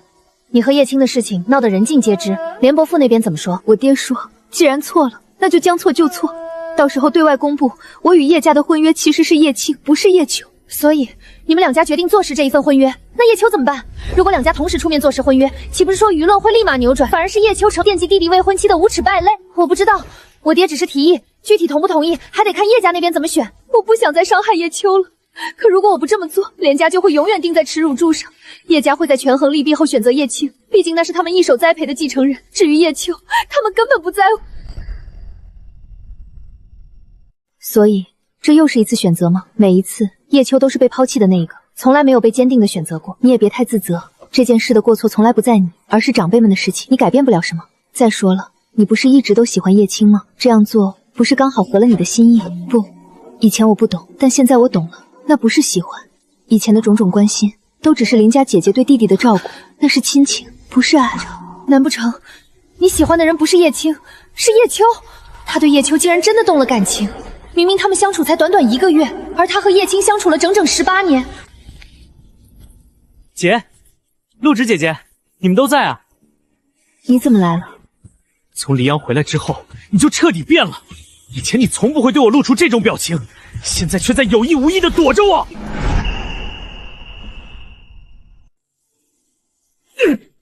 叶青，你在做什么？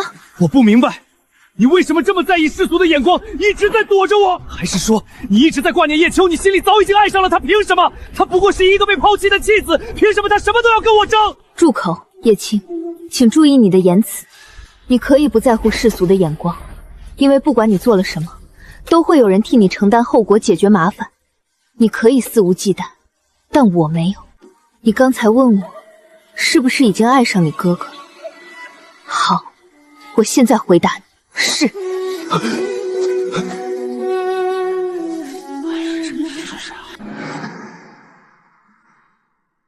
你看看现在的你，都变成什么模样了？自私自利，只知道争风吃醋，哪里还有半点巨北王世子的风采？你给我走！我不想再看见你！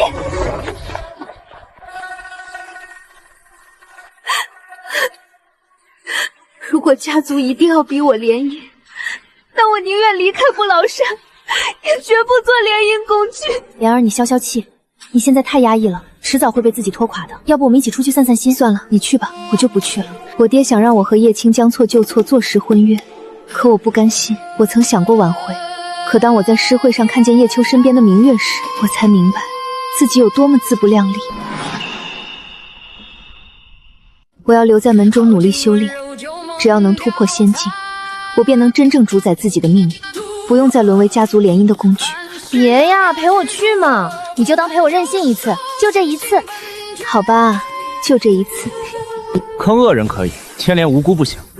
火得往没人的地方烧，兽也得往追兵那边引。实力至少在8境以上，打不过。这次先放过你，不过你这位置正好卡在柳家追兵路线上。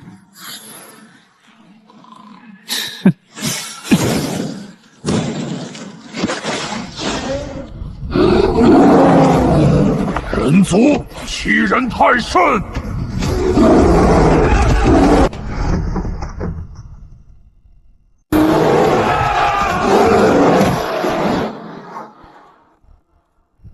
十全大补汤，这地方太美妙了，取之不尽的食材，用不完的宝药，我简直爱死这里了。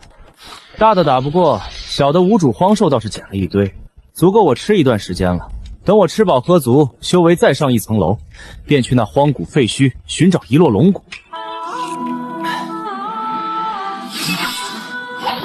收集了这么久的宝药，终于派上用场了。9叶重楼、断魂腐蚀草、绝命五毒花，通通搞里头。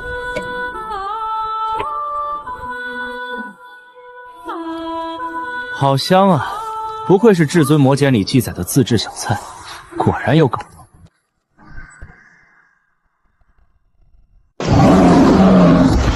人族修士，你在这里干什么？这里是你家呀，我在这里关你什么事？若非寻子心切，老子一头撞飞你！你在这里多久了？刚才有没有看见一头小牛路过此地？没有。这味道怎么有点像我儿子？不确定，再看看。小子，我在找我儿子，如果你看见了，麻烦告诉我一声。不知道，到处都在打仗，谁知道你儿子在哪？如此纯正的浩然正气，此人定是个正直善良的儒修，他应该没有说谎。这也太妙了吧！入口的一瞬间，修为竟然直接提升了1品，达到了无惧4品。你真没有看到我儿子？我真没有看到，不过你不妨去那边看看。刚才那边发生了一场混战，有一头炼狱魔熊失控了，我闻到那边有幼兽气息。炼狱魔熊，该死的家伙！之前泰拳古一被我创了一次，他肯定怀恨在心，趁乱抓走我儿子。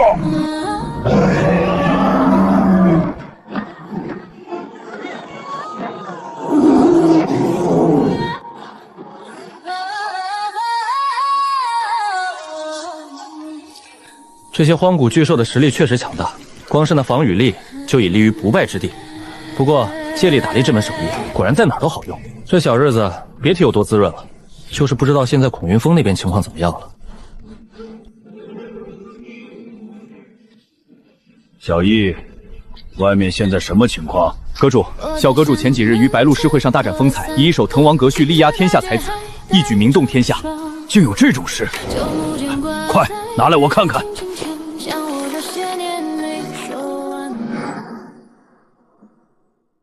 寒江故郡，白鹿新府，兴奋义镇，地接横路，襟三江而带五湖，控蛮荆而引瓯越。落霞与孤鹜齐飞，秋水共长天一色。哈哈，好，不愧是我的好外孙。好一首滕王阁序，我孙儿集天地才气于一身，成圣之日指日可待。去，把这首滕王阁序抄在剑阁里，让那些丫头们都见识一下他们小阁主的风采。诺，阁主，还有一件事需要跟您说一下。说，诗会之前，小阁主与柳清风发生冲突，将其打伤。叶青也因为替柳清风出头，被小阁主狠狠教训了一顿。无妨，孩子们之间的矛盾让他们自己解决。可是柳家事后派出上百名高手截杀小阁主，甚至连9境的老怪物柳无绪都出动了。柳家真是活腻了。那秋儿现在如何？大长老白鹿鸣在飞升前亲自出手，联合孔云峰及数万读书人保下了小阁主。如今白鹿鸣已将叶秋立为儒道至圣门人。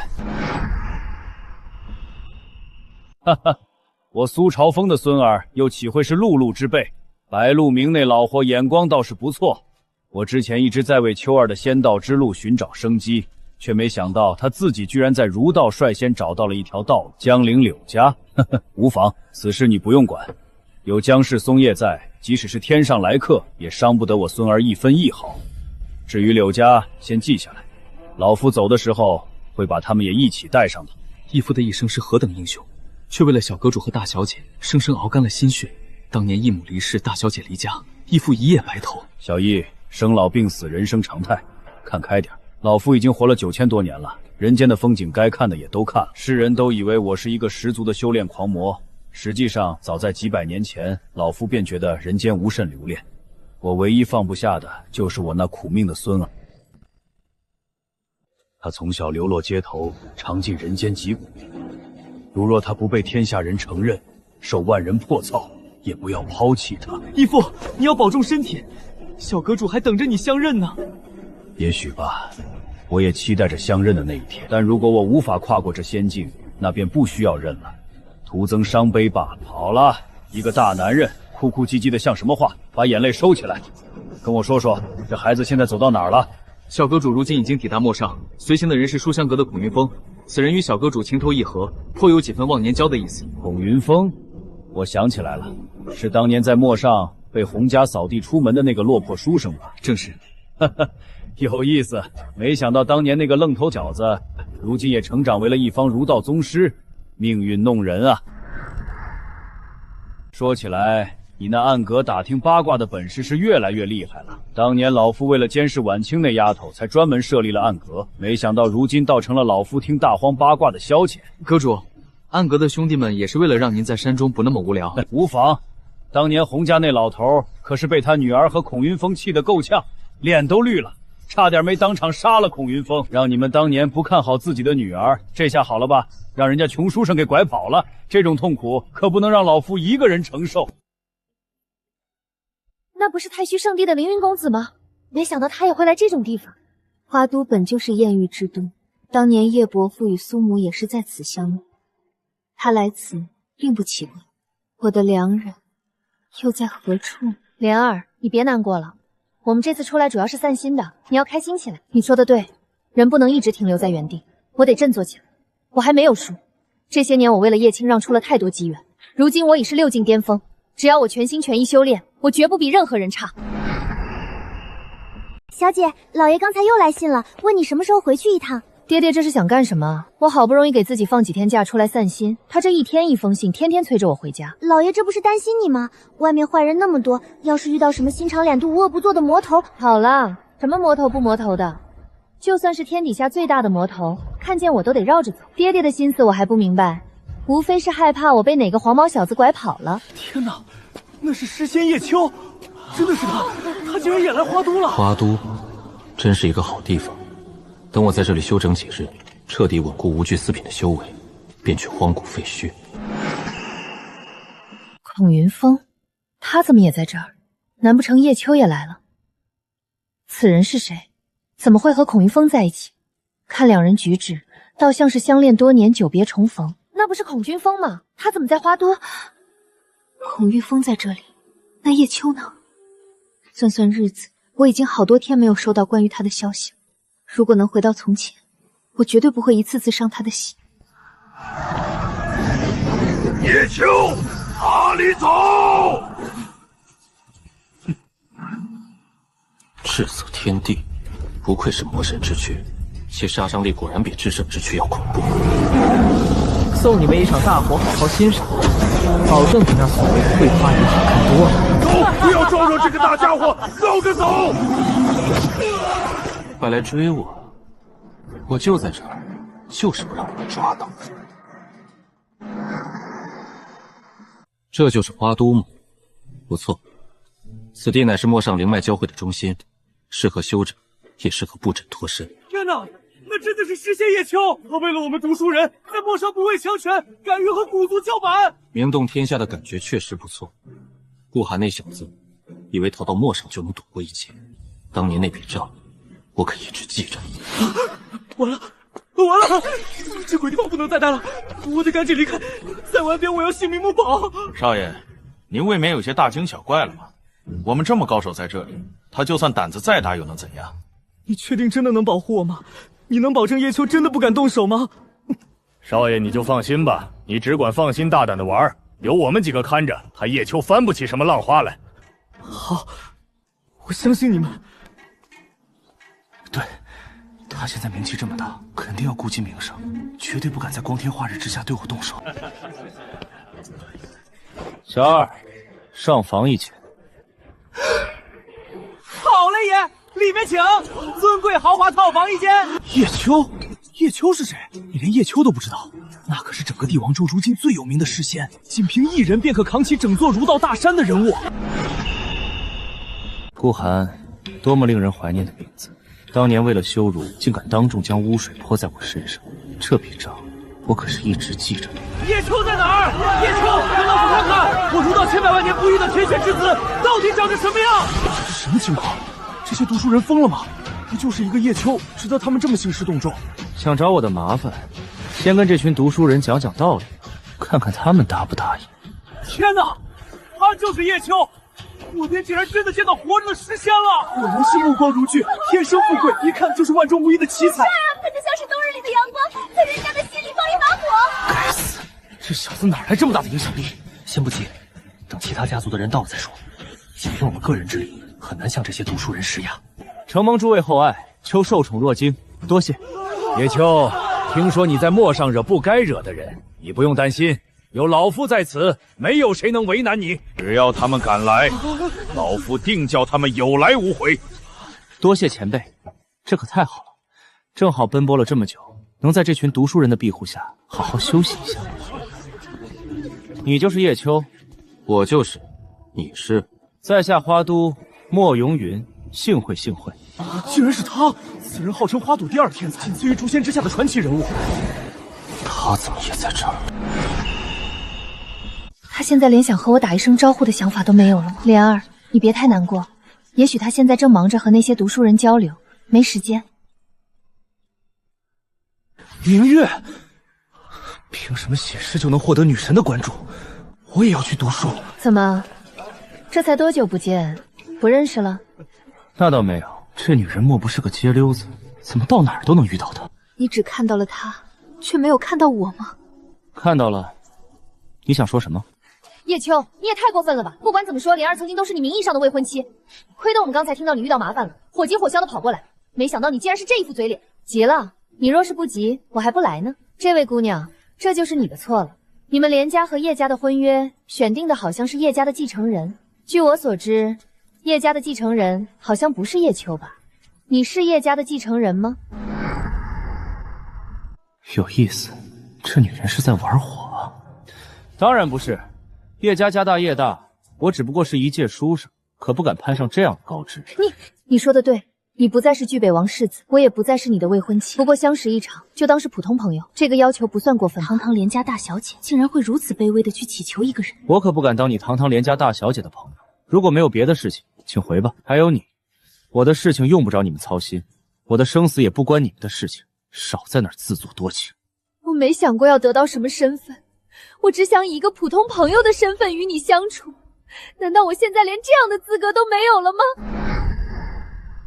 朋友，不必再自欺欺人了，我们之间早就回不去了。太过分了，怎么能说出这么伤人心的话来？未经他人苦楚，便不要轻易替人宽恕。就是，你一个旁观者当然说得轻松，可他受过的委屈，你替他扛过吗？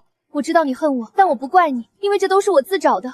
不过我现在真的很担心你，你不要再任性了，跟我回去。只要你肯跟我回去，没有人可以欺负你。什么意思？我们这么多读书人在这里，你看不起谁呢？这家伙的魅力还真是越来越迷人。小姑娘，老夫虽然不知道你们之间发生过什么，不过有句话我必须告诉你，若是有人敢在老夫的眼皮底下动他一根手指头，那就是在打老夫的脸。没错，老夫现在令你收回刚才的话，叶秋小友在此，自有我等护持，还轮不到旁人轻慢。对不起，诸位前辈，请不要动怒，刚才是我们口误，我们马上收回。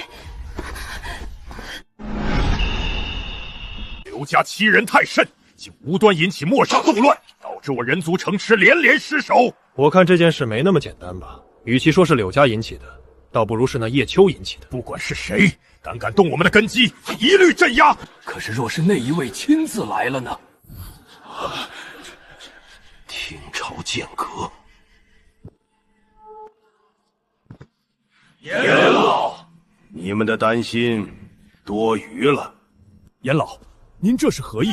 难不成那位老剑仙已经先去了？1个月前，从狼牙洞天传来消息，苏朝风第2次叩天门，身受重伤，自断一臂，如今生死不明。苏朝风一个行将就母的老头，竟然还想妄图闯过天门，逆天改命。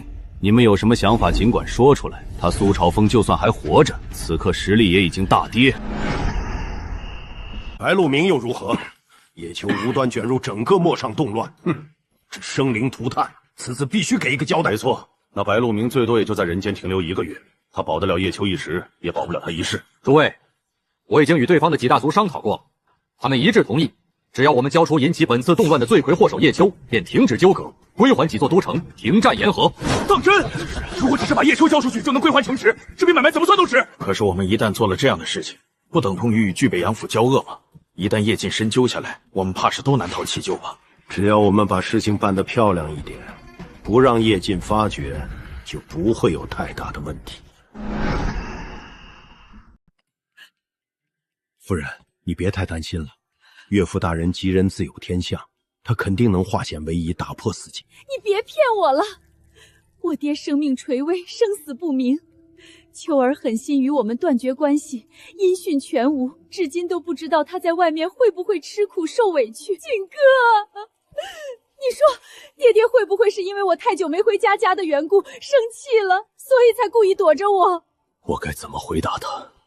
我不能给他虚假的希望，可看着他这样，我更不是滋味。连你也不肯跟我说实话了吗？你们都是骗子，你们所有人都在骗我。夫人，你听我解释。我不听。叶锦，我算是看透了，你和他们一样一直在骗我。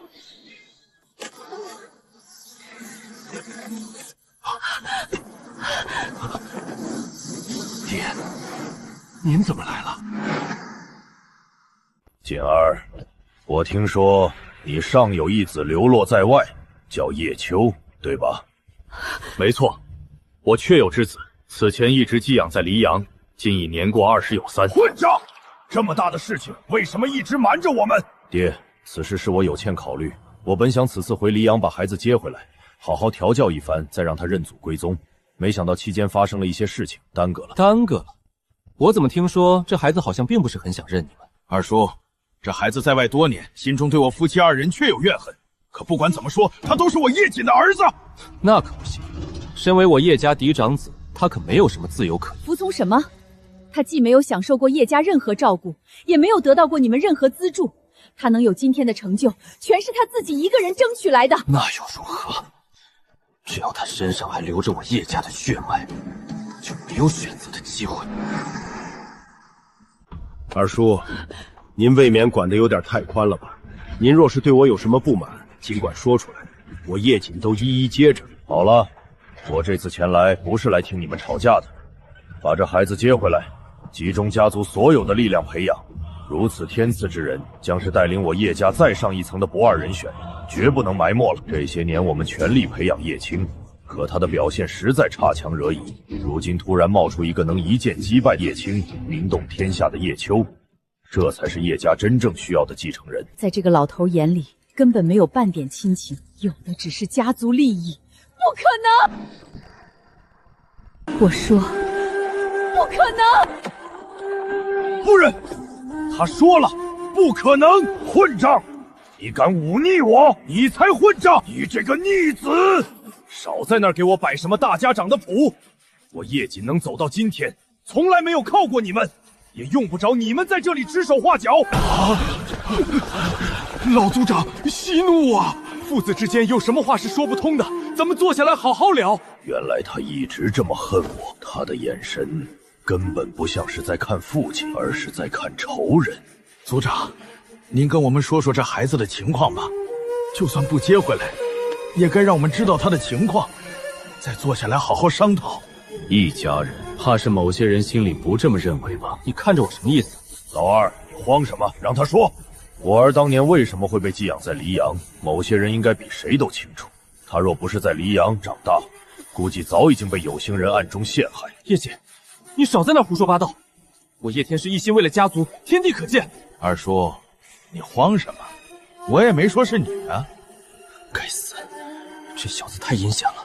我竟然主动跳进了他的坑里。原来如此，当年叶瑾地位未稳，为了保护秋儿不被族门政敌暗害，才不得不将他寄养在黎阳。不管怎么说，这孩子都是我叶家的血脉，理应接回来好生栽培。我同意。此子生于市井，虽有些离经叛道，沾染了一些陋习，不过只要我们悉心教导，还是能走回正轨。接回来我同意，不过让他当继承人，我反对。此子离经叛道，生性跳蚤，且又在外20年，与族人身份，对家族更是没有半点感情可言。若是将这偌大家业交由他，如何能服众？可是此子已入儒道，获得了天下读书人的认可，更是得到了白鹿鸣的支持，前途无可限量。且论天赋实力，他都在叶青之上，未必不是一个很好的选择。你别忘了，这小子得罪了多少世家，让他当继承人，无疑是将我叶家推风口浪尖。他们竟然在讨论要抛弃青儿，青儿一直是这些长老为赤亲，若是知道自己被无情舍弃，他的信仰该如何崩溃？够了！无论如何，他都是我叶家的子嗣，理应接回来。堂堂叶家嫡长子，据北王世子，却不与家族相认，成何体统？这件事就到这里吧。你们两个尽快把孩子接回来。如果他觉得委屈，我可以补偿他。你们别想了，现在不是你们选不选择他的问题，而是他根本看不上你们所谓的家业。而且，你们在这里讨论这2个孩子的命运，有过问过我们夫妻2人一句话吗？放肆！夫人，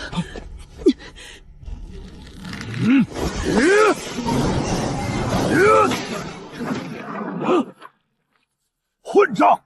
你竟敢对我动手！今天这件事到此为止。叶阳，送客。逆子，你想干什么？叶天齐，给你面子，我称你父亲。当年你没有管过我，现在你更没有资格插手我的事情。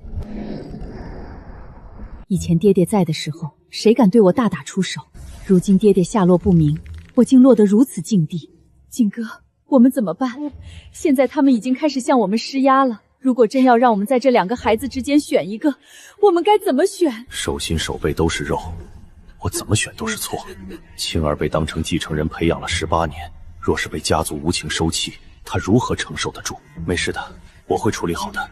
我叶瑾只要还活着，就不会让另一个受委屈。也不知道我的秋儿现在过得怎么样，有没有吃苦。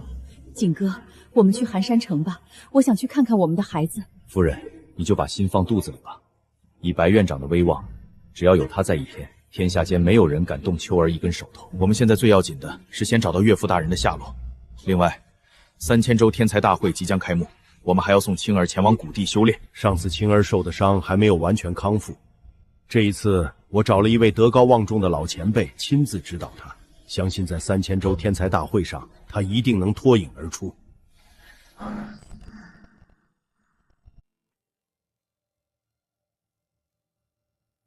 早就听闻叶子有惊天伟地之才，随口一吐便是半个盛世景象。今日此情此景，不知可否有这个机会，能亲眼见证一首传世之作诞生？真有意思。我本不想装的，奈何他们非要逼着我装。写诗是吧？托大点事儿。今天就让你见识见识什么叫真正的降维打击。他就是你说的那个集天地才气于一身的少年天才吗？没错，就是他。你等着看吧，他的才气连白老前辈都敬佩3分，其惊天伟地之才万古无一。要开始了吗？他能否像当初在白鹿书院那样，一首《滕王阁序》震撼全场？我估计难。这等巨作千百年难遇，能写出一篇已经是上天赏饭吃了，怎么可能随手就写出来？承蒙诸位厚爱，既然大家都想让我即兴一首，那秋只好献丑了。你紧张什么？又不是你写。切，你不懂，这叫身临其境，我这是先入戏了。莲儿，你不会是喜欢上这家伙了吧？去，我就喜欢了，怎么了？不行啊？连明月这样不食人间烟火的仙女，竟然也会被凡尘男子的才华所吸引吗？这叶秋到底有着怎样的魔力？天地文脉在这一刻与我共鸣。这首诗不只是我写下的，也是这方天地借我之手落下的。天哪！海上明月共潮生，这第一句的意境就如此炸裂吗？开场即巅峰，快别等着我，我要看下一句。不好，这小子竟然又引来了天地异象，他每一次写诗都能引发异象，难道他是天道的亲儿子不成？江畔何人初见月？江月何年初照日？不知江月待何人？但见长江送流水。江上的月亮在等待着谁？他看似洒脱，内心竟也有如此孤独抒情的一幕。他是在写我吗？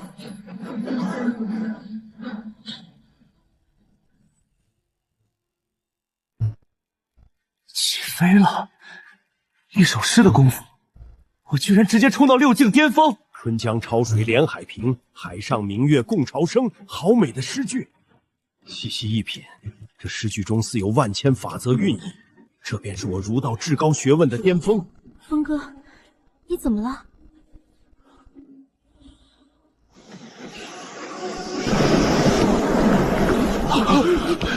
不好，有人破境！九境，竟然是9境至尊！该死，会不会在这时候有人突破9境？这下麻烦了。天赐神作，这绝对是足以流传万古的神作。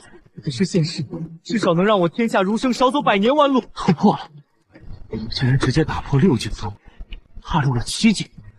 不愧是孤篇盖古今的春江花月夜，太硬核了。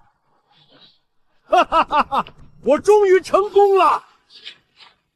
从今日起，我孔云峰回来，当年那些瞧不上我的人，终将只能仰望我。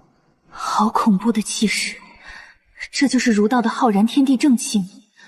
竟然完全不输于任何天地真气，甚至更霸道。峰哥，你终于做到了，你没有食言，你真的带我看到了这世间最繁华的风。小姑，你怎么了？你怎么哭了？姑姑没事，我只是太开心了。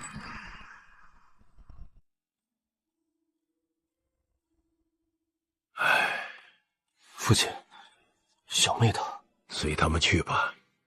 也许爹真的错了，当年玉儿任性，不顾一切要和那穷书生私奔，可我怕他吃苦受罪，拼命阻止，却被他当成仇人。罢了罢了，让他们走吧，你们不得阻拦，我也不会再见的。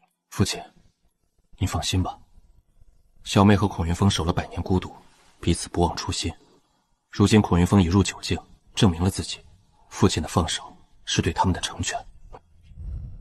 族长，要不要把小姐叫回来？不必了，你们下去吧。那刘家提亲那边，让他们回去吧。想娶我女儿，得看他家的小子有没有那个本事。我就红莲这么一个女儿，我不宠谁宠？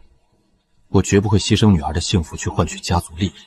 不过，今晚那叶秋风采实在太迷人了，红莲这丫头怕是已经看直了眼。年少时真不能遇见太惊艳的人。太帅了，简直就是我心目中的如意郎君。小姐，冷静，冷静啊！仅此一篇，足以盖过古今。我愿成为当世第一诗。此文乃是自《滕王阁序》之后的又一篇神作，其意境甚至不在黄鹤楼之下。不，论洒脱豪迈，当属《将进酒》最胜，那才是真正的真仙人。别争了，那不都是叶秋一个人写的吗？有什么好争的？叶子，真乃神人也！安得广杀千万间，大庇天下寒士俱欢颜。他真的做到了。叶子为圣，我愿随之，纵使千万人，无一亡也。名动天下的感觉确实不错。这首《春江花月夜》一出，我在这些书呆子心目中，怕是直接成圣了。好帅啊！我不行了，西西我要沦陷了。莲儿，你要冷静一点，你爹可能就在附近看着你，小心点。我才不管他呢，反正我爷爷亲口答应过我自己的婚事我自己做主，他管不着。宝贝，你不会是想嫁给他吧？对啊，我就喜欢他，怎么了？不行啊？我不是这个意思，我是说你的竞争对手可不是一般人，你还是先冷静点吧。明月，这个女人确实不太好搞。宝贝，你说我要不先把她请回洪家做客，先把交情做实，到时候我看明月还怎么抢。死丫头，为了男人连矜持都不要了，这要是被你爹知道了，估计得气得吐血。开玩笑嘛，走，上去搭话，本小姐要发力了。走吧。你不上去说几句话了吗？你难道甘心就这么放弃了吗？算了，再上去也是自取其辱，不如把时间精力放在修炼上。只要他能遇到一个自己喜欢的人，哪怕我只是看着，我也满足了。这位小姐，初次见面，不必行此大礼吧？你怎么不接住我？无妨，不过是摔了一跤罢了，本姑娘不在意。你也没说让我接啊，还想套路我？平地还能摔？真当我没看过偶像剧啊？你心倒是挺大。我不仅胆子大，心也大，不信你慢慢了解。这姑娘怎么感觉比我还邪性？不过她身上的因果气运确实有些惊人。这位姑娘倒是个有趣的妙人，不过这偌大的因果，叶某怕是无福消受啊。什么意思？这姑娘看着明艳大方，实际上满脑子小算盘。巧了，我这人最喜欢和有算盘的人聊天。好小子，你果然没让我失望。恭喜前辈荣登9境，可喜可贺。不必多礼，我能突破，还得多亏你的相助，否则我恐怕还得再花几百年，都未必能打破这桎梏。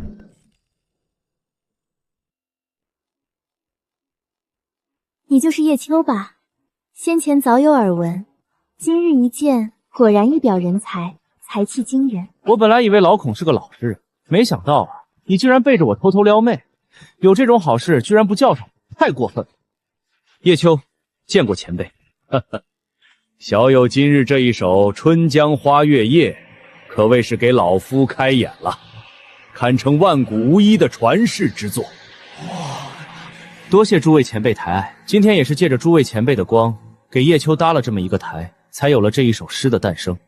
它不属于我，它应该属于天下读书人的。格局，这就是格局啊！难怪人家年纪轻轻就有这般成就。看看人家的胸怀，心里、眼里只有那广阔天地，才能写出如此大气磅礴的千古绝句。他到底是怎样的人？明明看似玩世不恭，却能写出这般直抵天地本心的诗。西西，你看他那个眼神，我感觉我遇到对手了。你才知道啊，那可是明月，帝王州第一美人，第一天才。第一又怎样？感情这种事，又不是谁修为高谁就赢。叶子，能不能再给我们讲讲这首诗的意境？是啊，江畔何人初见月，江月何年初照人。这一句到底是何等心境？诸位前辈，这诗写的不是我一人之心，而是万古人间之问。江月不语，却照进古今人。峰哥，100年了。是啊，100年了。我曾以为这一生都不会再见你。我也以为你不会再回来了。红玉，当年我没能带你走，是我无能。如今我回来了，若你还愿意，我便再也不会放手。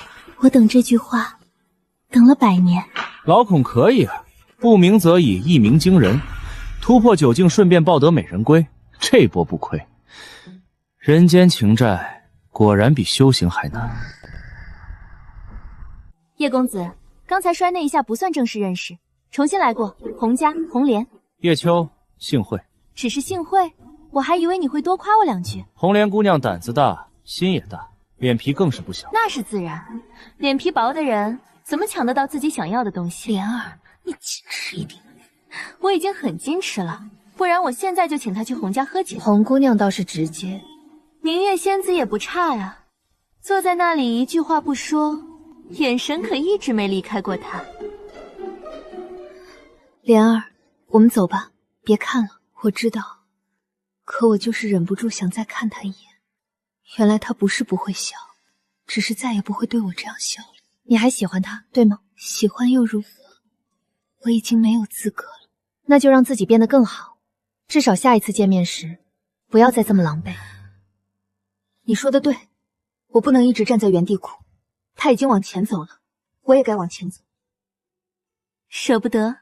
人总要为自己做过的事付出代价，他如此，我也如此。你这话倒不像是在说他，更像是在说你自己。明月仙子这么聪明，容易没朋友。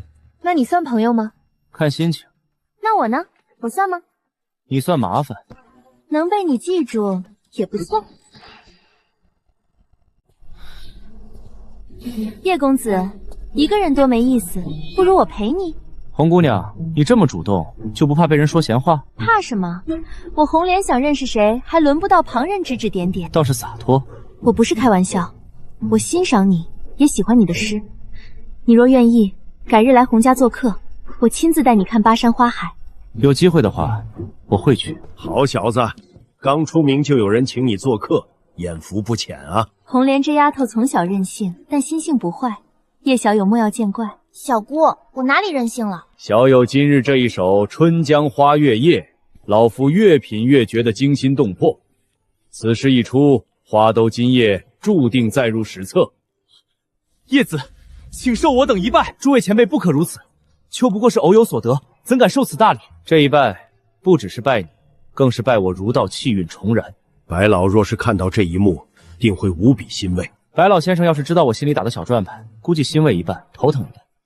诸位今日厚爱，叶秋铭记于心。若有一日天下寒门再无读书难，便是我辈读书人真正值得举杯之时。花都看似繁华，却暗潮汹涌。世家、古族、柳家，3000州大会，一个个都在等着我入局。在想什么？在想今晚风景不错。你说谎的时候，眼神通常比平时更真诚。明月仙子，你这样聊天很容易把天聊死。聊死了正好，我来接上。叶公子，明日花都还有花灯会，你去不去？莲儿，你这邀请也太明显了。